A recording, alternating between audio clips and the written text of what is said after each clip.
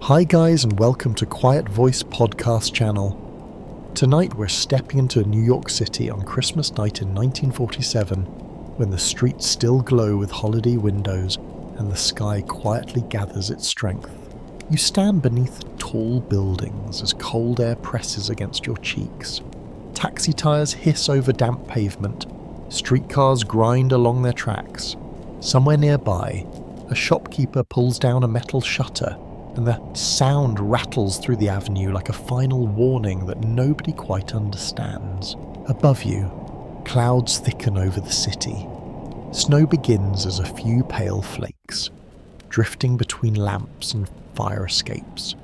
They look harmless, almost decorative. The sort of snow that belongs on greeting cards rather than emergency reports. So, before you settle into the story, take a moment to like the video and subscribe, and while you get comfortable, tell us where you are listening from and what the local time is where you live. Perhaps it is midnight beside a quiet window, or early evening while rain touches the roof. Now it's time to rest. Christmas Day is nearly over, but New York is not yet ready for sleep. Restaurants release their final customers into the cold. Families return from holiday dinners carrying wrapped leftovers, sleepy children, and the mild exhaustion that follows too much food and too many opinions. You move with them along the sidewalks. Wool coats brush past you. Doorways release brief clouds of warmth scented with coffee, roasted meat, tobacco smoke, and wet fabric. The city feels ordinary, busy, and confident. That confidence matters because New York in 1947 is used to handling difficulty. It has survived wartime restrictions, crowded housing, labour disputes, and years when nearly every household has waited for someone to return home. A little snow does not seem important. Weather forecasters have warned of snowfall, but the expected amount sounds manageable. Records confirm that official predictions fall far below what the city will actually receive. The storm is underestimated, and because it arrives during a holiday, many offices operate with reduced staff. You can almost hear the collective shrug. Snow in December, in New York, astonishing. The first flakes settle on window ledges and automobile roofs. They vanish when they touch warmer stone, then begin to remain. A thin white film spreads over the sidewalks. Shoe prints appear, overlap, and fade beneath fresh powder. The city lights soften. Neon signs blur behind the falling snow. Street lamps develop glowing halos. Even the sharp edges of office towers seem less certain, as though the entire skyline is being erased with a slow and patient hand. At Pennsylvania Station, travellers hurry beneath the great arches, dragging suitcases and carrying parcels tied with string. Trains continue to arrive and depart, porters move through the crowds, announcements echo from high ceilings. At Grand Central Terminal, the familiar machinery of travel continues as well. People glance at clocks, purchase newspapers, and complain about delays that still seem ordinary. No one yet understands that snow is accumulating faster than crews can remove it. Along the docks, workers secure equipment while wind sweeps across the rivers. Ferries keep moving through the dark water. Tugboats sound low horns that drift between warehouses. The temperature remains cold enough for the snow to stay light and deep. It does not melt into slush. It piles upon itself, layer after layer, covering curbs, stairways, tracks, and parked cars. Your boots begin to sink. At first, you step through only an inch or two. Then the snow reaches higher around your soles. The pavement becomes difficult to see. Drivers lean toward their windshields as wipers push aside thickening flakes. One curious footnote concerns the city's confidence in its snow removal fleet. New York owns plows and sanitation trucks, but many are not positioned for a storm of this scale. Holiday schedules and faulty predictions leave equipment and workers scattered. It is a little like owning many umbrellas and discovering that every umbrella is in a different apartment. Inside weather offices, instruments record falling pressure and shifting winds. Reports arrive from surrounding areas.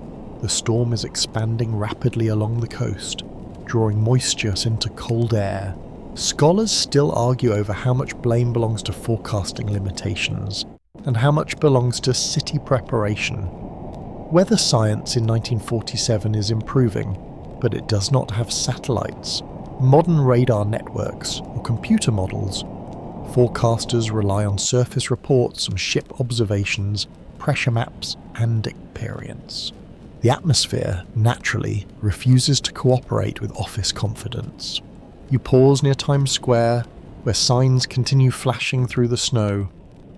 Theatre crowds emerge into the storm, surprised by how quickly the sidewalks have changed. Some people laugh and lift their faces toward the flakes. Others tighten scarves and search for taxis. Taxis are still moving, but more slowly now. Tires spin at intersections. Buses gather snow on their roofs. Delivery trucks begin to struggle on rising streets. Police officers direct traffic beneath white caps forming on their hats. Shop owners scatter salt near entrances. Building superintendents push shovels across sidewalks, only to watch fresh snow cover the cleared stone within minutes. The work becomes repetitive almost at once. Scrape, lift, throw, then begin again. In apartment buildings, radiators knock and hiss. Families listen to radios for weather updates. Children press their palms against cold windows and stare down at streets turning white. Some adults worry about relatives travelling home. Others assume the storm will weaken before midnight. A few remember earlier blizzards and quietly check their coal bins, food cupboards, and medicine cabinets. Across the boroughs, the snowfall intensifies. In Brooklyn, row houses lose their sharp outlines. In Queens, open stretches allow wind to drive the snow into deeper drifts. In the Bronx, hills become slippery. On Staten Island, roads begin to disappear beneath smooth white layers. Manhattan remains bright, but visibility shrinks. Buildings across wide avenues become faint shadows. Snow enters coat collars, gathers on eyelashes, and clings to hats. You hear fewer engines now. The city is not silent, but its sound changes. Tires no longer hiss on wet pavement. They crunch and grind. Footsteps become muffled. Voices carry strangely through the dense air. Near midnight, the storm no longer feels charming. Snow falls with steady determination, and the wind begins shaping it into ridges along walls and doorways. People hurry indoors. Restaurants close early. Drivers abandon plans for distant neighbourhoods. Train crews receive warnings. Sanitation officials begin calling additional workers, though many will face difficulty reaching their stations. The streets remain illuminated, but movement grows uncertain. You stand beneath an awning and watch flakes pour through the yellow light. They seem endless, each one small, each one weightless. Yet together they are becoming powerful enough to stop the largest city in the nation. New York still believes morning will bring inconvenience, some shoveling, and perhaps a late train. But through the deepening night, the snow continues without pause. It covers the final footprints. It fills the tire tracks. It climbs the steps. And while the city settles behind frosted windows, the storm quietly builds its mountains. Morning arrives without sunrise. You open your eyes to a pale glow spreading across the ceiling, the kind of light that makes the room feel suspended outside normal time. The radiator clicks beside the wall. Somewhere in the building, a pipe groans, yet the usual traffic noise is missing. No horns, no grinding brakes, no impatient engines. You leave the warmth of the bed and cross the floor. The boards feel cold beneath your feet. At the window, frost feathers the glass, and when you wipe a clear circle with your sleeve, the city appears transformed. Snow covers everything you recognize. Roofs have become smooth white slopes. Fire escapes carry thick ridges along every step. Chimneys rise from the drifts like dark posts in a frozen field. Cars are no longer cars, only rounded shapes with mirrors and door handles barely visible beneath the weight. The street itself has vanished. You know it is there, because buildings still face one another and lampposts still stand in their usual places, but the familiar borders are gone. Curbs, gutters, sidewalks, and roadways have merged into one broad white surface. More than 25 inches of snow have fallen in Central Park, setting a record for a single storm in the city at that time. Official measurements confirm that the snowfall is among the greatest New York has experienced. From the upper floors, the view is almost beautiful enough to make trouble seem impossible. Almost. Across the avenue, a woman opens her window and leans outside. She wears a robe beneath a heavy coat, which is a practical fashion choice rarely celebrated by designers. She stares down for several seconds, closes the window, then opens it again. As if the second look might produce a different city. It does not. You hear apartment doors opening along the hallway. Neighbours exchange short greetings and longer silences. Someone turns on a radio. The announcer speaks in a calm voice, but the reports are serious. Roads are blocked. Trains are delayed. Buses have stopped across large parts of the city. Hundreds of vehicles are stranded.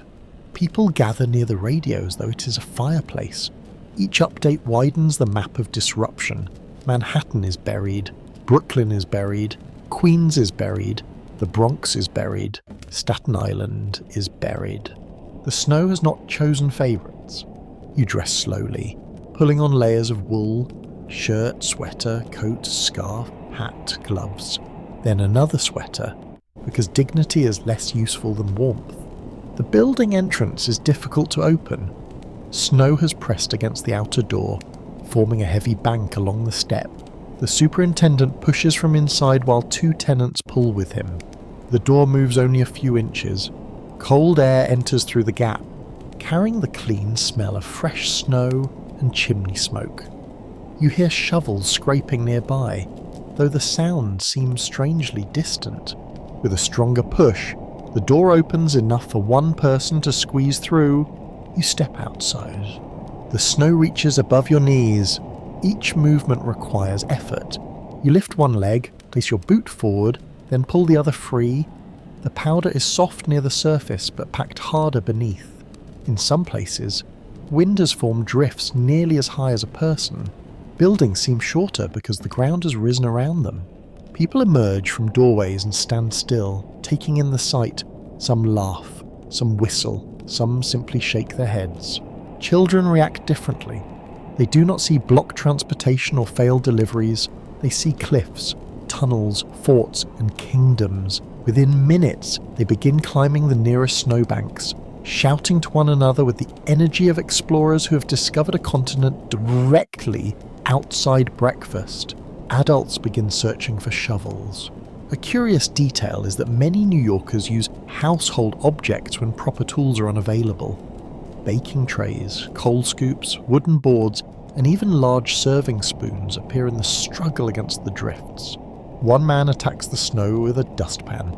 It's not effective, but it's admirable. You walk carefully toward the corner. Only a narrow path has been opened between the buildings. It twists around buried automobiles and disappears beneath deeper piles. At an intersection, a bus stands motionless. Snow reaches halfway up its wheels. The driver is gone, and the windows are clouded with frost. Several cars remain trapped around it, their roofs forming small white islands. A police officer attempts to direct the few vehicles still moving. He raises one gloved hand, though there is almost no traffic to stop. The city feels both crowded and empty. Thousands of people are outside, yet the absence of machines creates an unfamiliar quiet. Human voices replace engines, shovels replace tires, footsteps replace streetcars. You hear the scrape of metal against pavement. You hear children calling from the tops of drifts. You hear a distant church bell, softened by the snow. Researchers continue to debate the exact role of wind in creating the deepest accumulations across different neighbourhoods. Measurements vary because snow settles unevenly, drifts against buildings, and becomes compressed by its own weight. No agreement has been reached on the highest unofficial depth in every part of the city. In narrow streets, the snow lies in heavy walls. In open spaces, gusts have sculpted long ridges. At Central Park, trees bow beneath white branches, benches are buried, paths have disappeared, The landscape looks less like a city park and more like a remote winter plain. You move past a newspaper stand with its shutters closed. A few papers remain trapped beneath a canvas cover, their headlines hidden. Nearby, a bakery has opened its door. The smell of warm bread escapes into the cold, and a small line forms immediately. People speak softly while waiting. No one knows how many deliveries will arrive or how long supplies will last. A man carries 2 bottles of milk beneath his coat to keep them from freezing. A woman pulls a small sled loaded with groceries. An elderly resident watches from a second-floor window while a neighbour clears the steps below. These quiet acts begin appearing everywhere. Not grand rescues, not heroics. Heroic speeches. Just hands taking hold of shovels, doors being held open, and people asking who might need help. The morning light brightens, but the sky remains grey. Snow still drifts from rooftops into soft curtains. Workers dig around fire hydrants. Shopkeepers clear narrow paths to their entrances. Residents search for buried vehicles by tapping the snow with broom handles. Some find the wrong car. It is an awkward surprise, especially after 20 minutes of determined digging. By late morning, the scale of the storm becomes impossible to ignore. The city has not merely been covered, it has been reshaped.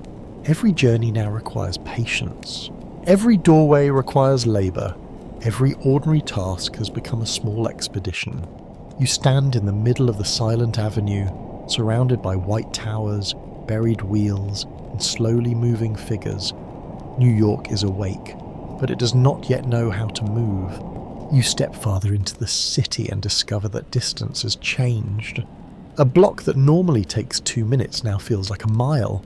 Every stride sinks deep, and each lifted boot drags a small weight of snow with it.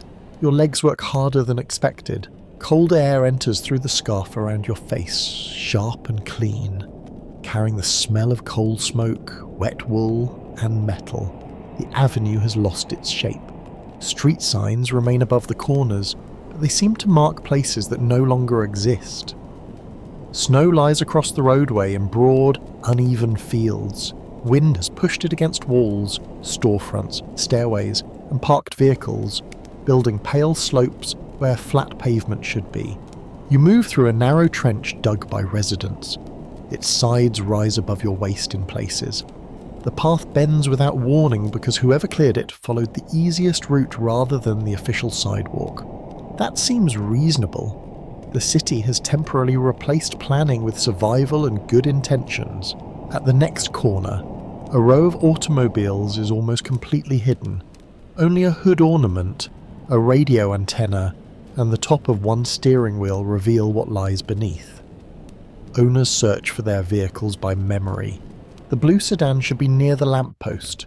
The delivery truck should be beside the pharmacy. The family car should be 3 spaces beyond the fire hydrant. Yet every white mound looks much the same. One driver presses the shovel into a drift and hears the unpleasant scrape of metal against paint. He freezes, looks around, and quietly begins digging somewhere else. Oddly enough, some residents attach cloth, sticks, or brightly coloured objects to buried cars so they can find them again. A scarf tied to an antenna becomes a small flag above the snow. A broom handle marks another vehicle.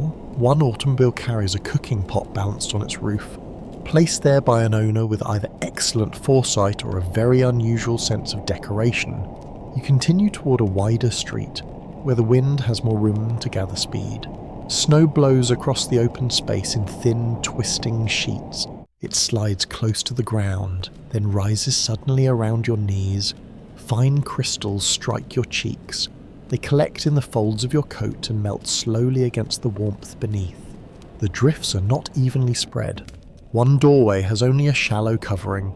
The entrance beside it is blocked nearly to the handle. A set of basement windows has disappeared entirely. Steps leading down from the sidewalk form deep pockets where snow has poured and settled. Records show that strong winds created accumulations far deeper than the official measured snowfall in exposed and confined areas. In some streets, drifting snow reached several feet. trapping vehicles and sealing entrances. You notice how architecture guides the storm. Tall buildings create sudden gusts at corners, narrow passages catch loose powder, courtyards become bowls, loading areas behind shops collect snow in heavy banks. Every brick wall and stone ledge influences where the flakes land. The result looks accidental, yet there is a strange order within it. Wind behaves like an invisible builder. It raises ridges beside fences. It rounds sharp edges. It fills hollows.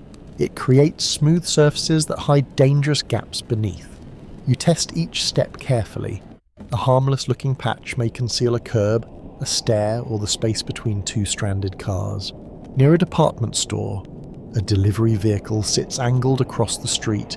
Its rear doors are open, and several men carry boxes through the snow by hand. The truck cannot move, but the goods inside still matter. They pass packages from one person to another in a slow chain. Soap, canned food, candles, medical supplies. The boxes travel more efficiently than the vehicle. You watch a shop worker place wooden boards across a deep drift to create a temporary walkway. Customers cross one at a time, arms held slightly outward for balance. The boards bend under their weight and vanish beneath fresh powder. A woman carrying a basket loses one shoe in the snow. Several strangers stop to help her search. They kneel, brush aside loose powder, and find the shoe several feet behind her.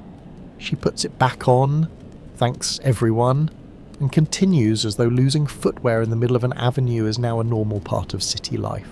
That morning, normal life accepts many revisions. People use sleds instead of carts. They carry packages on their shoulders. They pull children through streets that cars cannot enter. They climb over drifts where crosswalks once offered a simple path.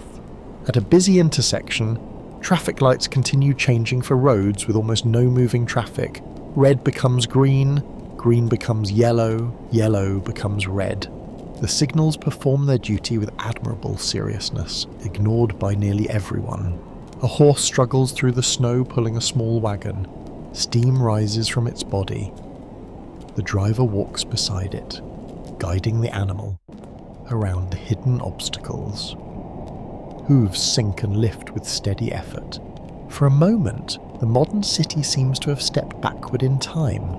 Human strength, animal strength, and simple tools now succeed where engines fail. Historians disagree about whether the storm briefly restored a stronger sense of neighbourhood independence, or merely exposed how isolated many districts already were. Arguments divide over whether residents felt united by the emergency or abandoned by distant officials. Both feelings can exist together. You see cooperation at one doorway and frustration at the next. A group of tenants clears a passage toward a grocery store. Across the street, another group argues about who is responsible for removing snow from a shared entrance. One man insists it is the landlord. Another says the landlord cannot reach the building. A third man says arguing produces very little clearance. He is correct, though nobody rewards him for it. You turn into a residential street where the drifts rise like frozen waves. Stoops disappear halfway beneath them. Iron railings emerge in short black curves. Ground floor windows look out upon walls of snow. A family inside one apartment presses close to the glass, staring directly into the white bank outside. Their view has been reduced to several inches of brightness. Farther along, residents shovel from opposite ends of a buried walkway. They cannot see one another at first. They hear only the rhythmic scrape of the tools approaching through the drift. When the two narrow tunnels finally meet, the workers laugh and shake hands across the opening. The city begins forming its own hidden network. Paths connect doors to shops. Trenches connect apartment buildings. Footways curve around stalled buses and delivery trucks. No map records these routes. They appear wherever people need them. You follow one toward a public telephone booth. Snow has packed against its lower half, and the door will not open fully. A man squeezes inside sideways, lifts the receiver, and discovers the line is dead. He remains there for a moment, sheltered from the wind, pretending perhaps that the telephone booth was his destination all along. The sky stays low and grey. Snow dust continues falling from cornices and roofs. Every sudden gust changes the surface again, covering tracks that were made only minutes earlier. You look down the avenue and see no clear road, only a white corridor between dark buildings. New York has not disappeared. Its towers remain, its windows glow, its people keep moving, but at ground level, the city has become something wild, uncertain, and strangely beautiful, a place where every familiar street must be discovered again by foot. You reach a major avenue where the usual river of traffic has hardened into a crooked line of stranded machines. Buses sit at uncertain angles, their wheels buried and their doors frozen open. Taxis rest nose to tail beneath thick white coverings. Delivery trucks block intersections where drivers tried to turn or lost traction and stopped wherever gravity allowed. Snow presses around every axle and climbs toward the running boards. A few engines still rumble. Their sound is low and stubborn, but the wheels accomplish almost nothing. Tires spin inside polished hollows, throwing loose powder behind them. Drivers place boards, sacks, newspapers, and scraps of cardboard beneath the rubber, hoping for grip. The wheels rise for a moment, slide sideways, and sink again. A police officer waves his arms and tells one driver to stop accelerating. The driver cannot hear through the closed window, so he accelerates harder. Human communication remains one of the storm's less successful services. Records confirm that thousands of automobiles, buses, and trucks became stalled or abandoned across New York during the emergency. Once a vehicle stopped in the wrong place, it became more than a private problem. It blocked plows, trapped other vehicles, and narrowed streets that were already nearly impassable. You approach a city bus carrying passengers who have waited inside for hours. The windows are fogged by breath, shapes move behind the glass. Some passengers remain seated with patient expressions. Others stand near the front, asking questions the driver cannot answer. The bus has heat but little progress. A man finally steps outside and immediately sinks to his thighs. 2 more passengers follow. Soon nearly everyone is leaving, choosing a difficult walk rather than an endless wait. They carry briefcases, parcels, hat boxes, shopping bags, and holiday gifts. One woman holds a cake carefully above the snow as though the entire transportation system may fail, but dessert must retain its dignity. Farther downtown, and streetcars face their own troubles. Snow fills the grooves around the rails, switches freeze, drifts form ahead of the cars, while abandoned automobiles obstruct the tracks. Crews scrape packed snow from the metal lines using long tools. Their gloves stiffen with ice. Their shoulders bend beneath repeated effort. When one streetcar finally moves, it advances only a short distance. Passengers cheer anyway. The sound rises warmly through the cold air, a small celebration for several yards of success. You turn toward a subway entrance, hoping that underground travel might offer relief. Crowd presses around the stairs. Snow has been tracked downward, where it melts into dark water. People hold the railing and descend carefully. Below the street, the air smells of wet coats, electricity, and damp concrete. Trains continue running on many underground routes, but service is uneven. Crowds gather on platforms because the surface transportation has failed. Delays lengthen as workers struggle to reach their posts and snow interferes with exposed portions of the system. A train arrives already packed. Doors open. Nobody moves. The passengers inside cannot leave, and those outside cannot enter. For several seconds, the 2 groups stare at each other with the solemn disappointment of people confronting a puzzle with no solution. Then one thin man turns sideways, finds a space that does not appear to exist, and disappears into the carriage. Others attempt the same method. The doors close with coats, bags, and elbows narrowly askew. On elevated railway lines, conditions are harsher. Snow blows directly across tracks and platforms. Ice gathers around equipment. Workers clear switches by hand while gusts strike the exposed structures. A curious footnote concerns the use of small fires and heated tools to thaw frozen railway switches.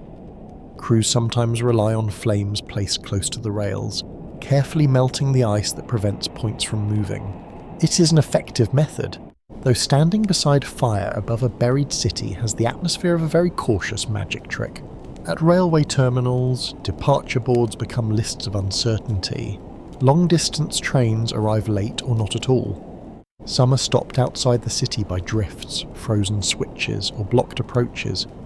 Others crawl forward behind snow-clearing equipment. Travellers sit on benches beneath high ceilings, surrounded by suitcases and paper cups. Children sleep across coats spread on the floor. Soldiers, business travellers, visiting relatives, and holiday shoppers all wait beneath the same announcements. The announcements promise information. The information promises further waiting. You hear that a train is delayed indefinitely. The word sounds almost elegant until you remember it means nobody knows when anything will happen. At one station, porters help elderly passengers find places to rest. Restaurant counters remain open as long as food lasts. Coffee becomes the unofficial fuel of patience. Outside, the roads leading towards the bridges and tunnels are jammed. A line of vehicles has formed near one river crossing. Trucks cannot climb icy grades. Cars behind them cannot reverse. Drivers leave their seats to inspect the obstruction, then discover that they are standing among hundreds of equally trapped people. Some begin walking toward home. Others remain with their vehicles, worried that abandonment will lead to damage, theft, or towing. Yet towing crews face the same blocked streets as everyone else. Scholars bicker over whether private automobiles cause the greatest obstruction, or whether poor coordination among public agencies mattered more. Some argue that stranded cars prevented effective ploughing. Others emphasise that early warnings and road closures might have kept many of those cars from entering the streets. The debate continues because the storm exposes several weaknesses at once. Forecasts are inadequate, equipment is not fully positioned, drivers underestimate the danger. Communication breaks down. Each failure strengthens the others. At a freight yard, workers confront a more serious problem. Coal, food, or fuel, and mail depend upon rail movement. Boxcars sit beneath snow, and locomotives struggle to shift them. Frozen couplings resist, tracks vanish beneath packed accumulation. Men work with shovels between the cars, clearing narrow channels beside steel wheels. Steam rises around the locomotives and drifts through the yard like low fog. A whistle sounds. The noise is deep and mournful, carrying across warehouses and silent streets. Nearby, a truck loaded with milk remains trapped. The driver and several volunteers remove the crates and transfer them to sleds. Bottles clink beneath blankets intended to prevent freezing. Transportation has not ended. It has become smaller. A train becomes a handcart. A truck becomes a line of people. A bus route becomes a footpath. You continue beside the stranded traffic as afternoon light fades. Headlamps glow beneath crusted snow. Exhaust gathers around motionless vehicles. Drivers stamp their feet and rub their hands. The city still possesses engines, rails, tunnels, bridges, and vast stations. Yet movement now depends upon the simplest measures. A shovel clearing one wheel, a worker heating one switch, a stranger carrying one box, a passenger choosing to walk. Across the frozen avenues, New York learns that a transportation network is not merely metal and machinery. It is thousands of people reaching the correct place at the correct time. The snow has prevented both. You follow the sound of steel scraping against stone and find a line of workers advancing through the frozen avenue. They move slowly, each person bent beneath a heavy coat, boots pushing into packed snow. Some carry broad shovels, others guide ploughs, spread salt, or clear the mouths of drains that remain invisible beneath the white surface. Their breath rises in pale clouds around their faces. The work has no elegant beginning. A worker chooses a patch of buried street, drives the shovel downward, lifts what he can and throws it aside. Another person repeats the motion, then another. Gradually, a narrow strip of pavement appears. Within minutes, Loose snow slides back into the opening. The workers begin again. You hear the dull strike of metal against hidden curbs. Ice cracks beneath heavy boots. Engines cough in the cold as snowplows attempt to force their way along routes crowded with stalled vehicles. The plows are powerful, but power needs space. When an abandoned truck blocks the centre of the road, the blade cannot pass. When cars stand along both sides, the cleared channel becomes too narrow. Workers must first dig around the vehicles, attach chains, and pull them away with tow trucks that may themselves become stuck. A single blocked intersection can delay an entire procession. Records confirm that thousands of sanitation employees and emergency labourers were called into action as the city tried to restore essential movement.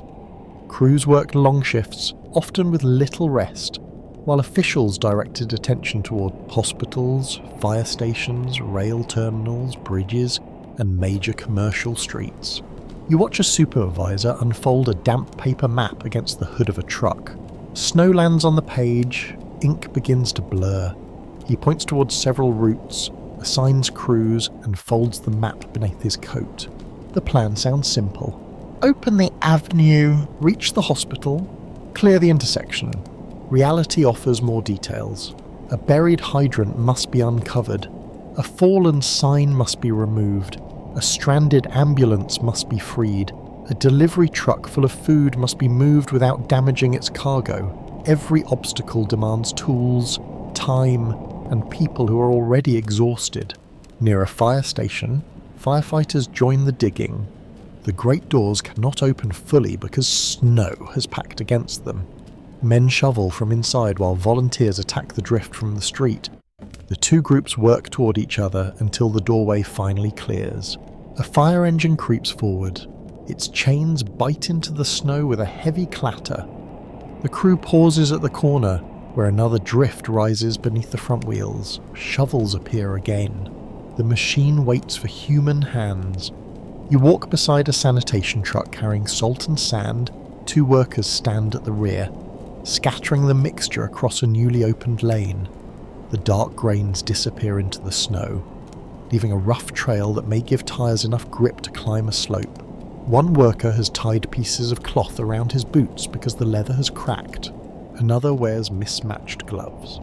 A third has wrapped newspaper beneath his coat for insulation. Oddly enough, folded newspaper is widely used by outdoor workers as an extra barrier against cold wind. It is not fashionable, and it rustles whenever the wearer moves, but fashion has little authority during a weather emergency. You pass a group clearing steps into an underground station. Snow is carried upward in baskets because the narrow stairway offers little room for full shovels. The baskets move hand to hand. Fill, lift, pass, empty. The rhythm resembles construction work, except the workers are removing what the sky has built. At a railway crossing, crews use picks to break ice from metal surfaces. The work demands caution. A careless blow can damage equipment already strained by the cold. One man kneels beside a switch, brushing snow from the mechanism with a stiff broom. Another applies heat while a third tests the lever.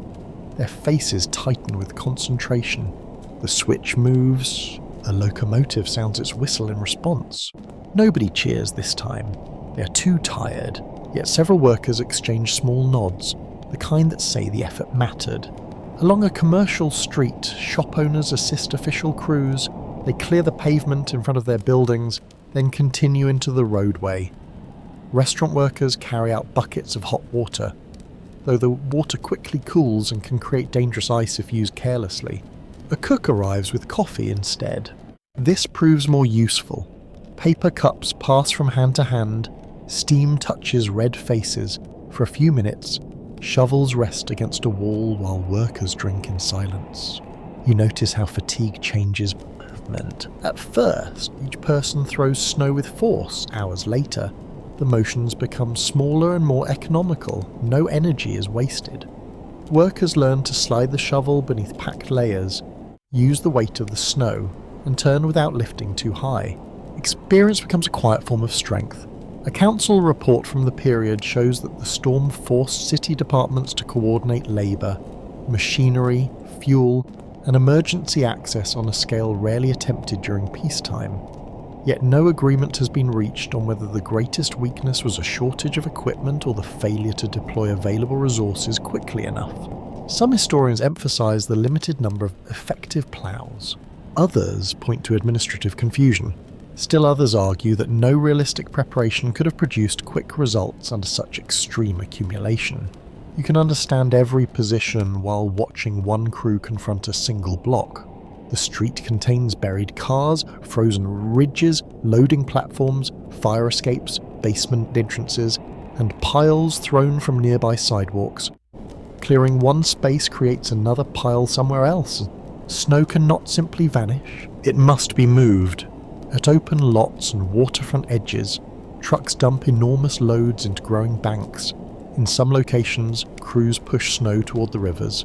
Elsewhere, it is stacked in empty spaces, forming hills higher than the men standing beside them.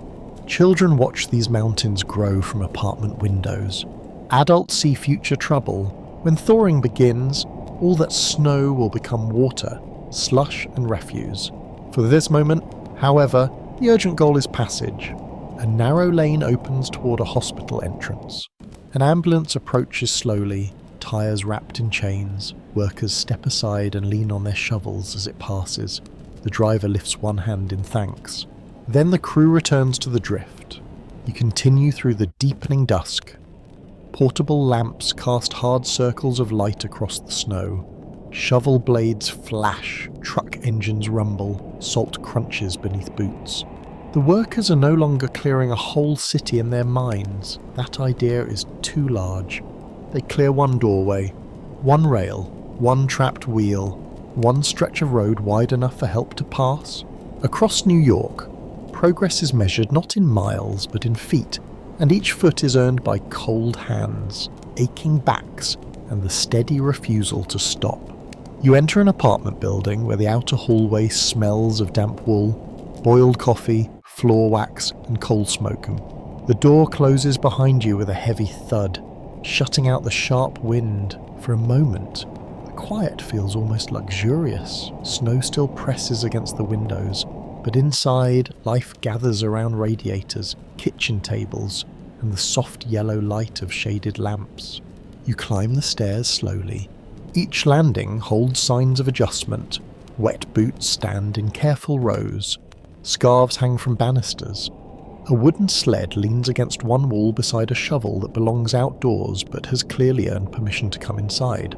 From behind one door, you hear a radio announcer reading weather updates, and behind another, dishes clatter. Somewhere above, a baby cries, then settles as a low voice begins to sing.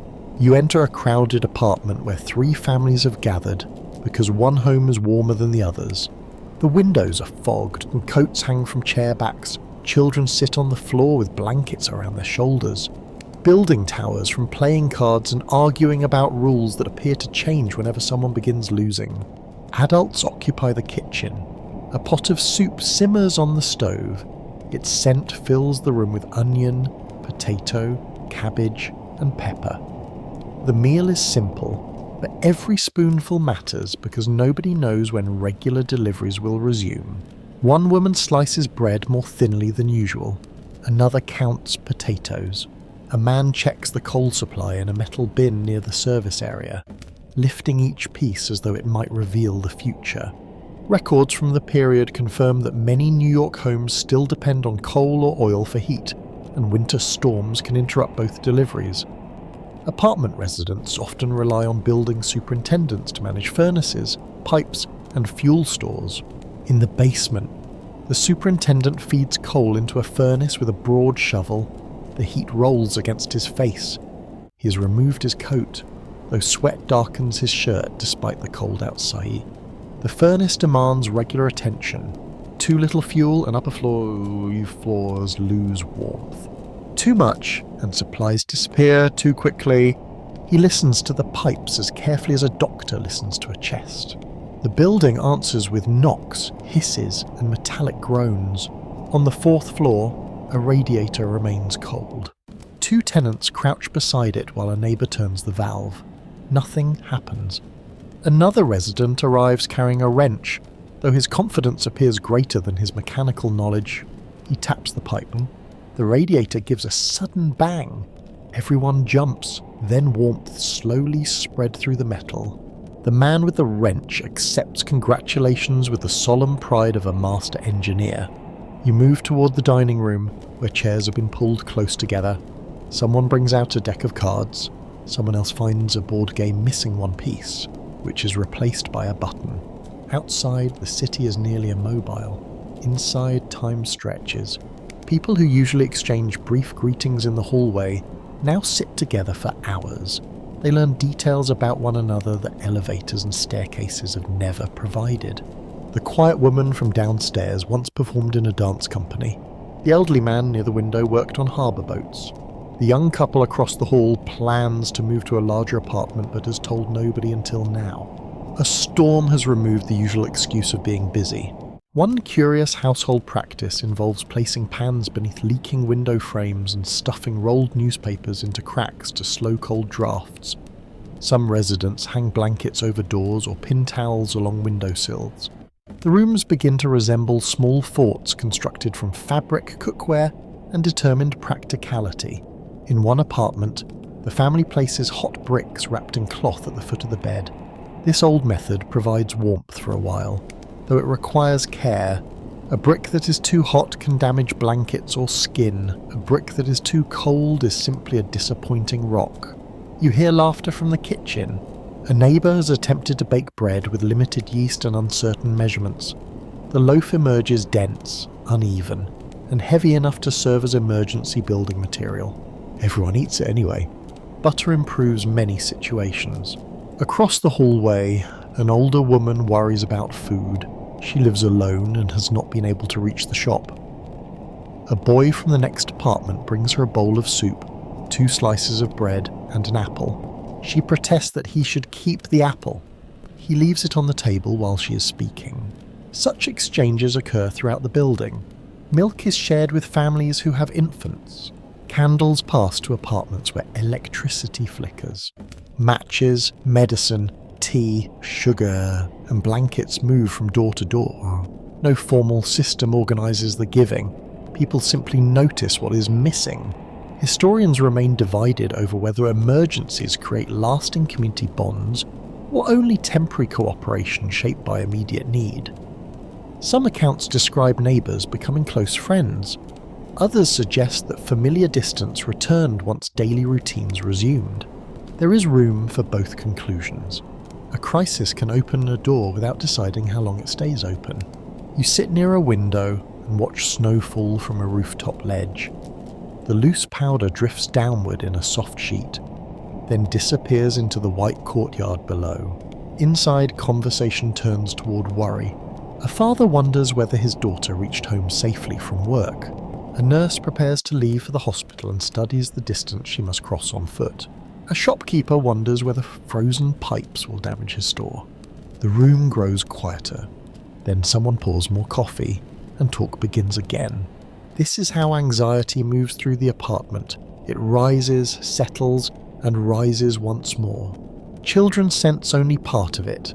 They hear serious voices but remain fascinated by the unusual freedom of the day. One child asks whether school will open. Every adult answers at once. Probably not. The child receives this news with reverence. Near the stove, a woman stirs soup and adds more water so there will be enough for another family. The broth becomes thinner, but the table becomes longer. Plates do not match. Chairs come from different rooms. One person eats from a mixing bowl because cups and dishes have run out. Nobody complains. You notice the sound of spoons touching china, the scrape of chair legs, the soft hum of the radio, and the constant breathing of the furnace below. These are ordinary sounds. Tonight they feel protective. In another building, residents gather in the lobby because the upper floors have lost heat. Mattresses come downstairs, children sleep beneath coats, adults take turns watching the boiler and checking on elderly tenants. A landlord who lives elsewhere cannot reach the property, so the residents manage what they can themselves. They carry water. They clear vents. They inspect pipes. They learn which doors stick and which windows leak. The building becomes a small world, complete with its own worries, supplies, arguments, and rules. You stand at the entrance as evening deepens beyond the frosted glass. The street remains buried, yet warm light glows from apartment windows across the block. Behind each one, people are improvising. A meal becomes thinner. A room becomes more crowded. A stranger becomes a guest. The storm has narrowed life to heat, food, company, and the quiet question of who might need help. And for this night, those simple things are enough to hold the cold beyond the walls. You step into a broad residential street where children have claimed the snow as their own private kingdom. Their voices rise between the buildings, bright and fearless. Boots stamp through deep powder. Mittens flash red, blue, and brown. Wool caps tilt sideways as boys and girls climb slopes that did not exist yesterday. A parked automobile has become a hill. Only the top of its roof shows above the snow, rounded and smooth. Children scramble over it, slide down the far side, then climb again. The owner watches from a window with an expression that suggests concern for the paint but limited authority over the situation. Another car has disappeared so completely that a group begins building a fort directly above it. They pack snow into walls with wooden boxes and kitchen pans. One child shapes a doorway, another adds a lookout tower. A third declares himself mayor, which means he gives many instructions and performs very little labour. You walk closer as a snowball passes harmlessly over your shoulder. The children pause. For one brief second, everyone looks innocent. Then the battle resumes. Snowballs fly across the street in soft white arcs. Most break against walls, coats, and drifts. A few vanish into the powder without finding a target. The youngest children carry snowballs far too large to throw, holding them proudly against their chests like precious stones. Parents stand near doorways calling warnings. Stay away from the intersection. Do not climb the lamppost. Come inside before your socks freeze. The children agree to everything and obey almost nothing. Records from newspapers and photographs confirm that the storm turned many cities' streets into playgrounds because ordinary traffic had nearly stopped. Sledding appeared on slopes, bridges, park paths, and avenues where moving vehicles would normally make such play impossible. You hear the wooden runners of a sled scrape over packed snow. Two children pull it toward the top of a hill. A smaller child sits in front, wrapped in so many layers that only the eyes remain visible. At the crest, everyone becomes suddenly serious. The sled is placed straight. Hands grip the sides. A push sends it downward. It gathers speed with surprising force, carrying laughter across the block. Snow sprays behind the runners. Near the bottom, the sled turns slightly, enters a soft bank, and disappears in a harmless burst of white. Several adults gasp. The children emerge cheering. The smallest rider demands another turn. Farther along, a group has found old wooden crates and flattened cardboard. These become improvised sleds. Cardboard works well for one or two descents, then grows wet and folds beneath the rider. The crate is faster but less willing to travel in a straight line. One curious footnote is that children sometimes use metal serving trays as sleds during heavy snowfalls. The smooth surface could slide quickly over packed snow, though steering was largely a matter of hope. A girl sits inside a large roasting pan and pushes away from the top of a drift. She spins once, twice, then arrives backward at the bottom with a calm expression that suggests this was entirely intentional.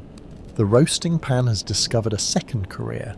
You continue toward a small park where the iron fence is almost hidden. Children climb over the buried lower rails and enter without using the gate. Benches appear as low humps. Paths are gone. Trees stand beneath thick white coverings, their branches bending toward the ground. A group builds a snow figure near the centre. The body is broad and uneven. The head leans slightly to one side. Coal pieces form the eyes, and a carrot has been found for the nose. Though one boy argues that food should not be wasted on decoration, a compromise is reached. The snow figure receives a short piece of wood instead. Someone places an old hat on top. Someone else wraps a scarf around the neck. The finished figure resembles a tired city official who's been assigned to supervise the park. Nearby, older children construct tunnels through a high drift. They dig from opposite sides using small shovels and gloved hands. Adults watch carefully because packed snow can collapse. The tunnel finally opens. A face appears through the other side. Cheers follow.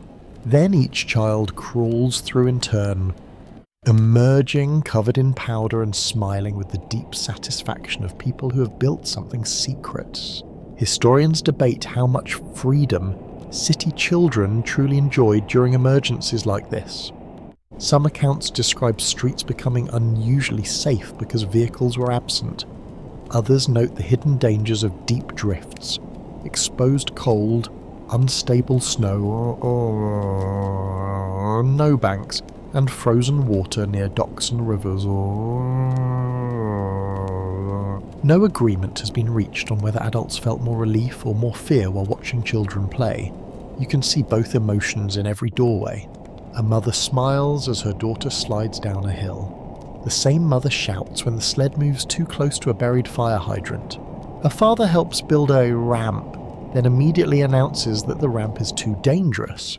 The children accept these changing rules with patient confusion. In another street, older teenagers organize a race. Each sled must begin behind a line scratched into the snow. Riders crouch low while friends push from behind. The first sled travels quickly and straight.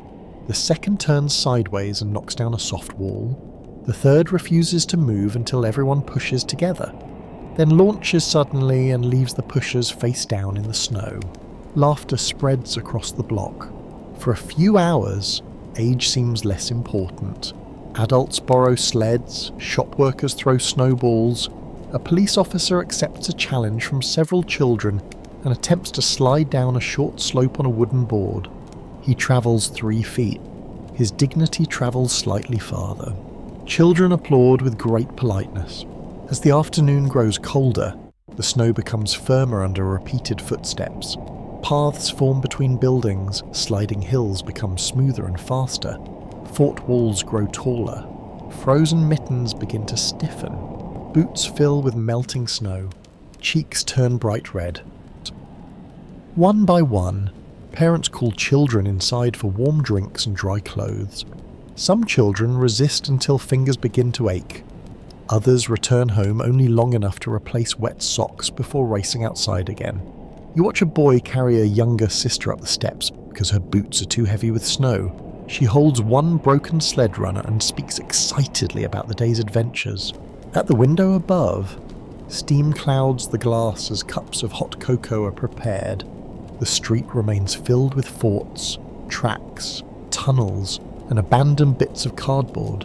What began as a natural disaster has become, in the minds of the young, a landscape of invention. You stand beside a snow wall as evening gathers between the buildings. The children's voices soften. Sleds are pulled home. Scarves trail behind tired shoulders. Snow figures keep silent watch over the park. The city may be burdened by the storm, but here, among laughter and red mittens, the frozen streets offer something rare. For a little while, New York belongs to children. You hear the bell of an ambulance before you see it.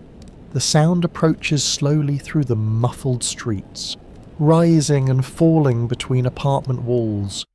People step aside along a narrow cleared path. At last, the vehicle appears around the corner, moving at little more than walking pace. Chains grip the rear tires. 2 attendants walk beside the front wheels, watching for hidden curbs and frozen ridges. A police officer leads the way with a shovel over one shoulder. Each time the ambulance sinks, everyone stops to dig. Inside, a patient lies beneath blankets. Time matters, but speed has become impossible. The driver presses gently on the accelerator. The engine growls, snow breaks beneath the tires, and the ambulance advances a few more feet. At the entrance to a hospital, nurses and orderlies wait with a stretcher. The roadway has been cleared only as a narrow channel, so the vehicle cannot turn properly. It stops at an angle. the rear doors open, releasing a breath of warmer air. The patient is carried carefully across packed snow. Every hand holds steady. Records confirm that hospitals remained open during the storm, even as many doctors, nurses, technicians, and support workers struggled to report for duty. Some walked long distances. Others stayed beyond their scheduled hours because replacements could not reach them. You enter the hospital lobby. The air smells of disinfectant, wet coats, coffee, and overheated radiators. Boots leave dark puddles across the floor. Volunteers collect scarves and gloves near the doorway. Telephone operators answer ringing lines while messengers carry handwritten notes between departments. The building feels tense, but controlled. People speak quietly. Doors open and close. Wheels roll over polished floors. A nurse removes her snow-covered coat and heads directly upstairs without resting. She has walked several miles from her home. Ice clings to the hem of her skirt, and her cheeks remain bright from the cold. Another nurse has been working since the previous shift. She drinks coffee from a thick white cup while reading a chart. Her eyes close for a moment, then a bell sounds, and she stands again. The storm creates emergencies beyond ordinary illness. People arrive with cold injuries, falls, chest pain, breathing difficulties, and exhaustion. Pregnant women face blocked roads. Elderly residents cannot reach clinics. Patients who depend on regular treatment worry about delays. Ambulances answer as many calls as they can, but each journey becomes a complicated expedition. At one apartment, attendants cannot bring the stretcher through the main entrance because snow blocks the steps. Neighbours clear a side passage. A door is removed from its hinges and used as an improvised carrier. Oddly enough, doors, ladders, blankets, and wooden boards sometimes become emergency stretchers when proper equipment cannot pass through narrow or buried spaces. The door is not especially comfortable. It is, however, available. 4 people carry the patient through a trench toward the waiting vehicle. Others walk ahead, testing the path. A woman holds a lamp near an icy stairway. A shopkeeper spreads ashes beneath their feet to create traction. No single person directs the scene. Everyone simply understands what must happen. You follow a police officer toward another call. His uniform coat is stiff with frozen snow. He knocks on the door of a ground-floor apartment where an elderly man is struggling to breathe. The man's daughter has been trying to reach a doctor by telephone, but the lines are crowded. The officer sends a boy to the corner for help. The boy runs along the packed path, slipping once and rising immediately. He returns with the physician who has been visiting patients on foot. The doctor carries a black bag beneath his coat. His shoes are wet. His glasses cloud when he enters the warm room. He examines the patient while the family stands close, silent and frightened. The doctor decides that hospital care is necessary. Now comes the harder problem. A patrol wagon cannot reach the building. An ambulance is delayed. Neighbours bring a sled, pad it with blankets, and tie ropes to the front. The patient is wrapped against the cold. Several adults pull while others steady the sides. The journey begins. They move slowly beneath street lamps, taking care around corners. The sled runners hiss over packed snow. The doctor walks beside the patient, one hand beneath the blankets to monitor breathing. You hear only the scrape of runners and the short commands of the people pulling. Careful. There! Slowly. Hold the rope. At the hospital entrance, orderlies take over. The rescuers stand outside for a moment, breathing heavily. Their coats are white. Their hands shake from effort. Then they turn toward home, where more work may be waiting. Some historians argue that the storm revealed the strength of local emergency networks. Others believe it exposed dangerous dependence on improvisation when official systems failed. Debate continues over whether the most important lesson was the courage of individuals or the need for stronger planning. The two ideas are not enemies. Bravery is the way. It can save a life. Planning can prevent that life from depending on bravery. At a firehouse, police officers, firefighters, and volunteers receive new requests. A woman is in labour, A child has a high fever. A man has fallen while clearing a roof. Medicine is needed across several blocks. Calls are written on a board. Names, addresses. Condition, available help. Teams leave with sleds, first aid supplies, blankets, and thermos bottles. A pharmacist keeps his shop open so emergency workers can collect necessary medicine. The front entrance is blocked, so he serves people through a side window. Prescriptions are checked carefully. Packages are wrapped in paper and placed inside coats to protect them from snow. Runners carry them to homes where patients wait. One young volunteer travels with a bottle of insulin tucked close to his body so it will not freeze. He walks through deep streets, guided by building numbers that are partly hidden beneath snow. At the correct doorway, the family greets him with such relief that he becomes shy. He gives them the medicine and refuses the money they offer. The task was difficult. The gesture is simple. Nearby, hospital kitchens prepare extra meals for workers who cannot leave. Cots appear in offices and storage rooms. Doctors sleep for brief periods between calls. Nurses borrow clothing from one another because their own uniforms are damp. A surgeon rests in a chair with his head against the wall. A telephone rings. He opens his eyes. The hospital continues. Outside, the ambulance bell sounds once more. Workers gather at the entrance, shovels lift. A path is widened by another few feet. You watch the vehicle disappear into the white street surrounded by people on foot. The city has many machines built for emergency, yet the storm has reduced rescue to something older and more direct. A rope pulled by several hands. A warm coat shared. A physician walking through snow. A medicine bottle carried close to the heart. You enter a neighborhood grocery store where the shelves look strangely spacious. The bell above the door gives a weak metallic ring. Cold air follows you inside, carrying loose snow across the worn floorboards. Customers stamp their boots near the entrance and brush white powder from their coats. The shop smells of coffee, onions, paper sacks, and damp wool. Behind the counter, the owner studies a row of nearly empty shelves. Several spaces hold only handwritten signs. No milk, no fresh bread. Limited eggs, one package per customer. The words are simple, but they change the mood of the room. People begin counting what they have at home. A woman holds 2 cans of soup against her chest while examining a small bag of rice. A father considers a jar of beans, then looks toward the flour. An elderly customer asks whether more butter will arrive. The owner answers honestly, he does not know. Records confirm that blocked roads and rail lines interrupted deliveries of food, fuel, and other necessities across the city. Many shops depended on frequent shipments because storage space was limited, and fresh goods moved quickly through crowded neighborhoods. That system works well when streets remain open. Now trucks sit trapped far from their destinations. Milk waits in crates. Bread cools in bakeries. Produce remains in warehouses.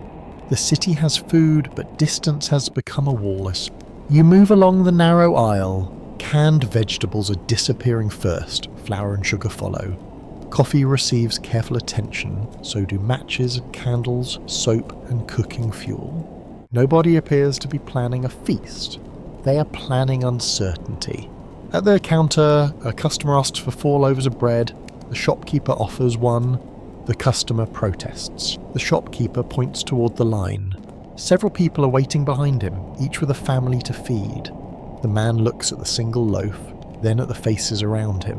His shoulders lower, he pays and steps aside. Rationing begins without official ceremony. No uniformed officer announces it. No printed rulebook arrives.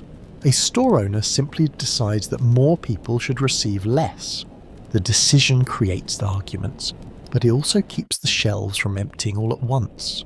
One scandalous aside concerns the sudden value of ordinary goods. A fresh loaf can attract more attention than jewellery, and a bottle of milk may be guarded with the seriousness usually reserved for rare treasure. You watch a boy carry 2 bottles beneath his coat. He walks slowly, arms pressed against his sides. Every step is careful. Breaking one bottle would feel like a small family disaster. Near the dairy case, only a few containers remain. A mother asks for milk for her infant. Another customer hears the request and returns one bottle to the shelf. No speech follows. The mother nods. The stranger looks away. Quiet generosity often prefers not to be watched. You leave the shop and follow a line toward a bakery. Warm air drifts from the doorway, scented with yeast and browned crust. The smell moves through the cold street and draws people closer. Inside, bakers have worked through the night. They use what flour remains, shaping loaves more quickly than usual. Trays enter the ovens. Finished bread rests on racks only briefly before being carried to the front. Customers purchase it while still warm. The baker limits each household to one loaf. A man complains that his family is large. The baker gives him a slightly larger loaf and tells him not to advertise the arrangement. He then gives the next customer the same warning. The bakery has become a place of negotiation, arithmetic, and whispered exceptions. You hear that one delivery truck is attempting to reach the block. The news passes through the line, growing more dramatic each time it is repeated. The truck is coming. The truck is almost here. The truck carries flour, milk, meat, and perhaps enough oranges for everyone. In reality, the vehicle contains several sacks of flour and a small amount of canned food. Hope has improved the cargo. At last, the truck appears at the far end of the street. It cannot approach the shop because the roadway remains blocked. Workers unload the goods onto handcarts and sleds. Customers step forward to help pull. The flour sacks are heavy. Snow catches beneath the runners. Several people lean into the ropes, boots slipping on the packed surface. The load moves. Slowly, the supplies travel the final blocks by human strength. At another corner, a butcher opens his store despite limited stock. Hooks hang empty behind the counter. A few cuts of meat remain in the cold case. He trims smaller portions than usual. Bones are saved for soup. Fat is wrapped carefully because it can be used in cooking. Customers discuss recipes that stretch food across several meals. A stew can become soup. Soup can become broth. Bread can make both seem larger.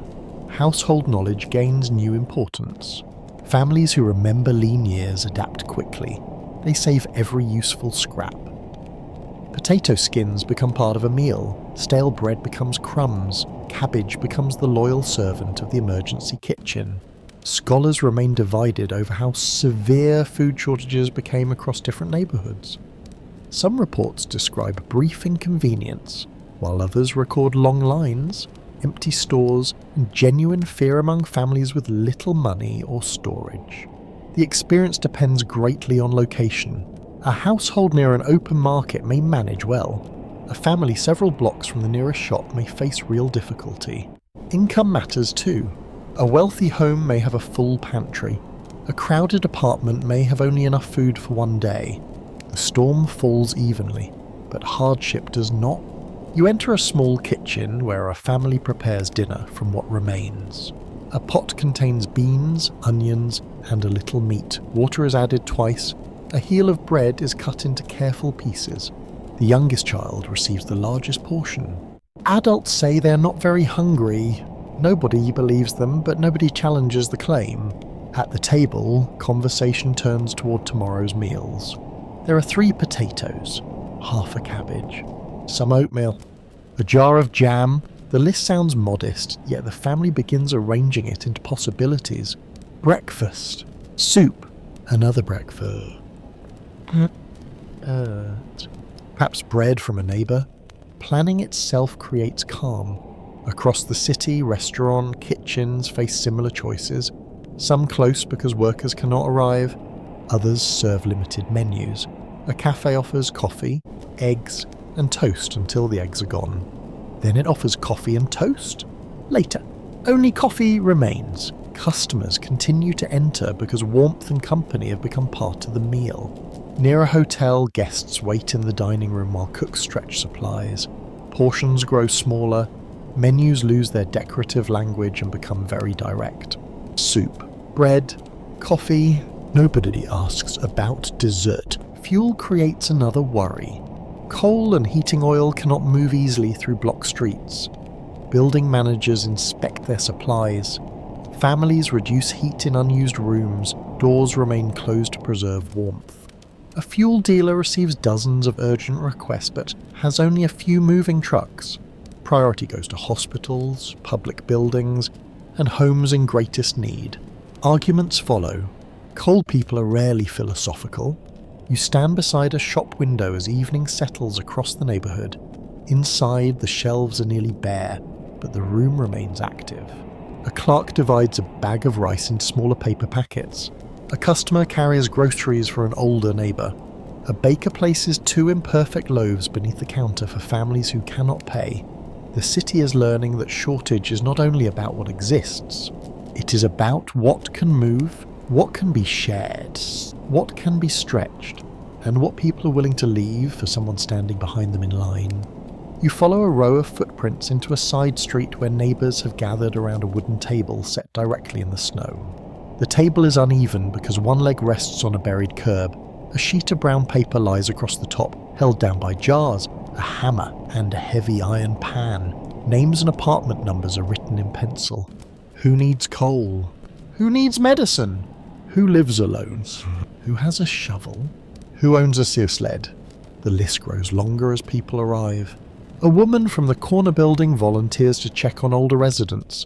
2 young men offer to carry fuel. A shopkeeper contributes candles. A retired teacher records each task in careful handwriting, creating order from a situation that has arrived without any. No official seal appears on the pair. No city department has approved the meal. Yet the neighbourhood begins to move according to it. You join a small group walking toward a tenement near the end of the block. The entrance is partly buried, and the steps are coated with hard ice. One man spreads ashes from a metal bucket. Another holds the railing while residents cross. Inside, the stairwell is dim. The electric lights flicker, then steady. Doors open as the group climbs. At each floor, someone calls out a name. A widow answers from the 3rd floor. A family with a sick child answers from the 5th. No one responds from the apartment at the top. The volunteers knock again. Still nothing. A neighbour remembers that an older man lives there alone. The building superintendent finds a spare key, and the group enters carefully. The apartment is cold. The man sits in a chair beside an unlit stove. Wrapped in 2 coats and a blanket, his fuel has run out.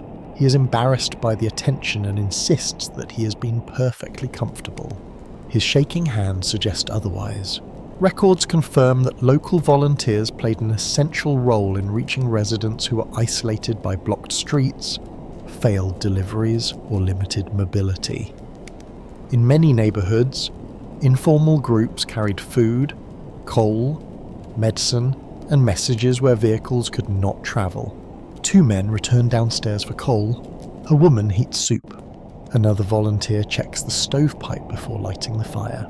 Within an hour, warmth begins to return to the room. The older man eats slowly while pretending that the soup is unnecessary. He finishes every spoonful. You leave with the group and cross toward another building. A handwritten notice has been placed in the lobby. Check on the 6th floor.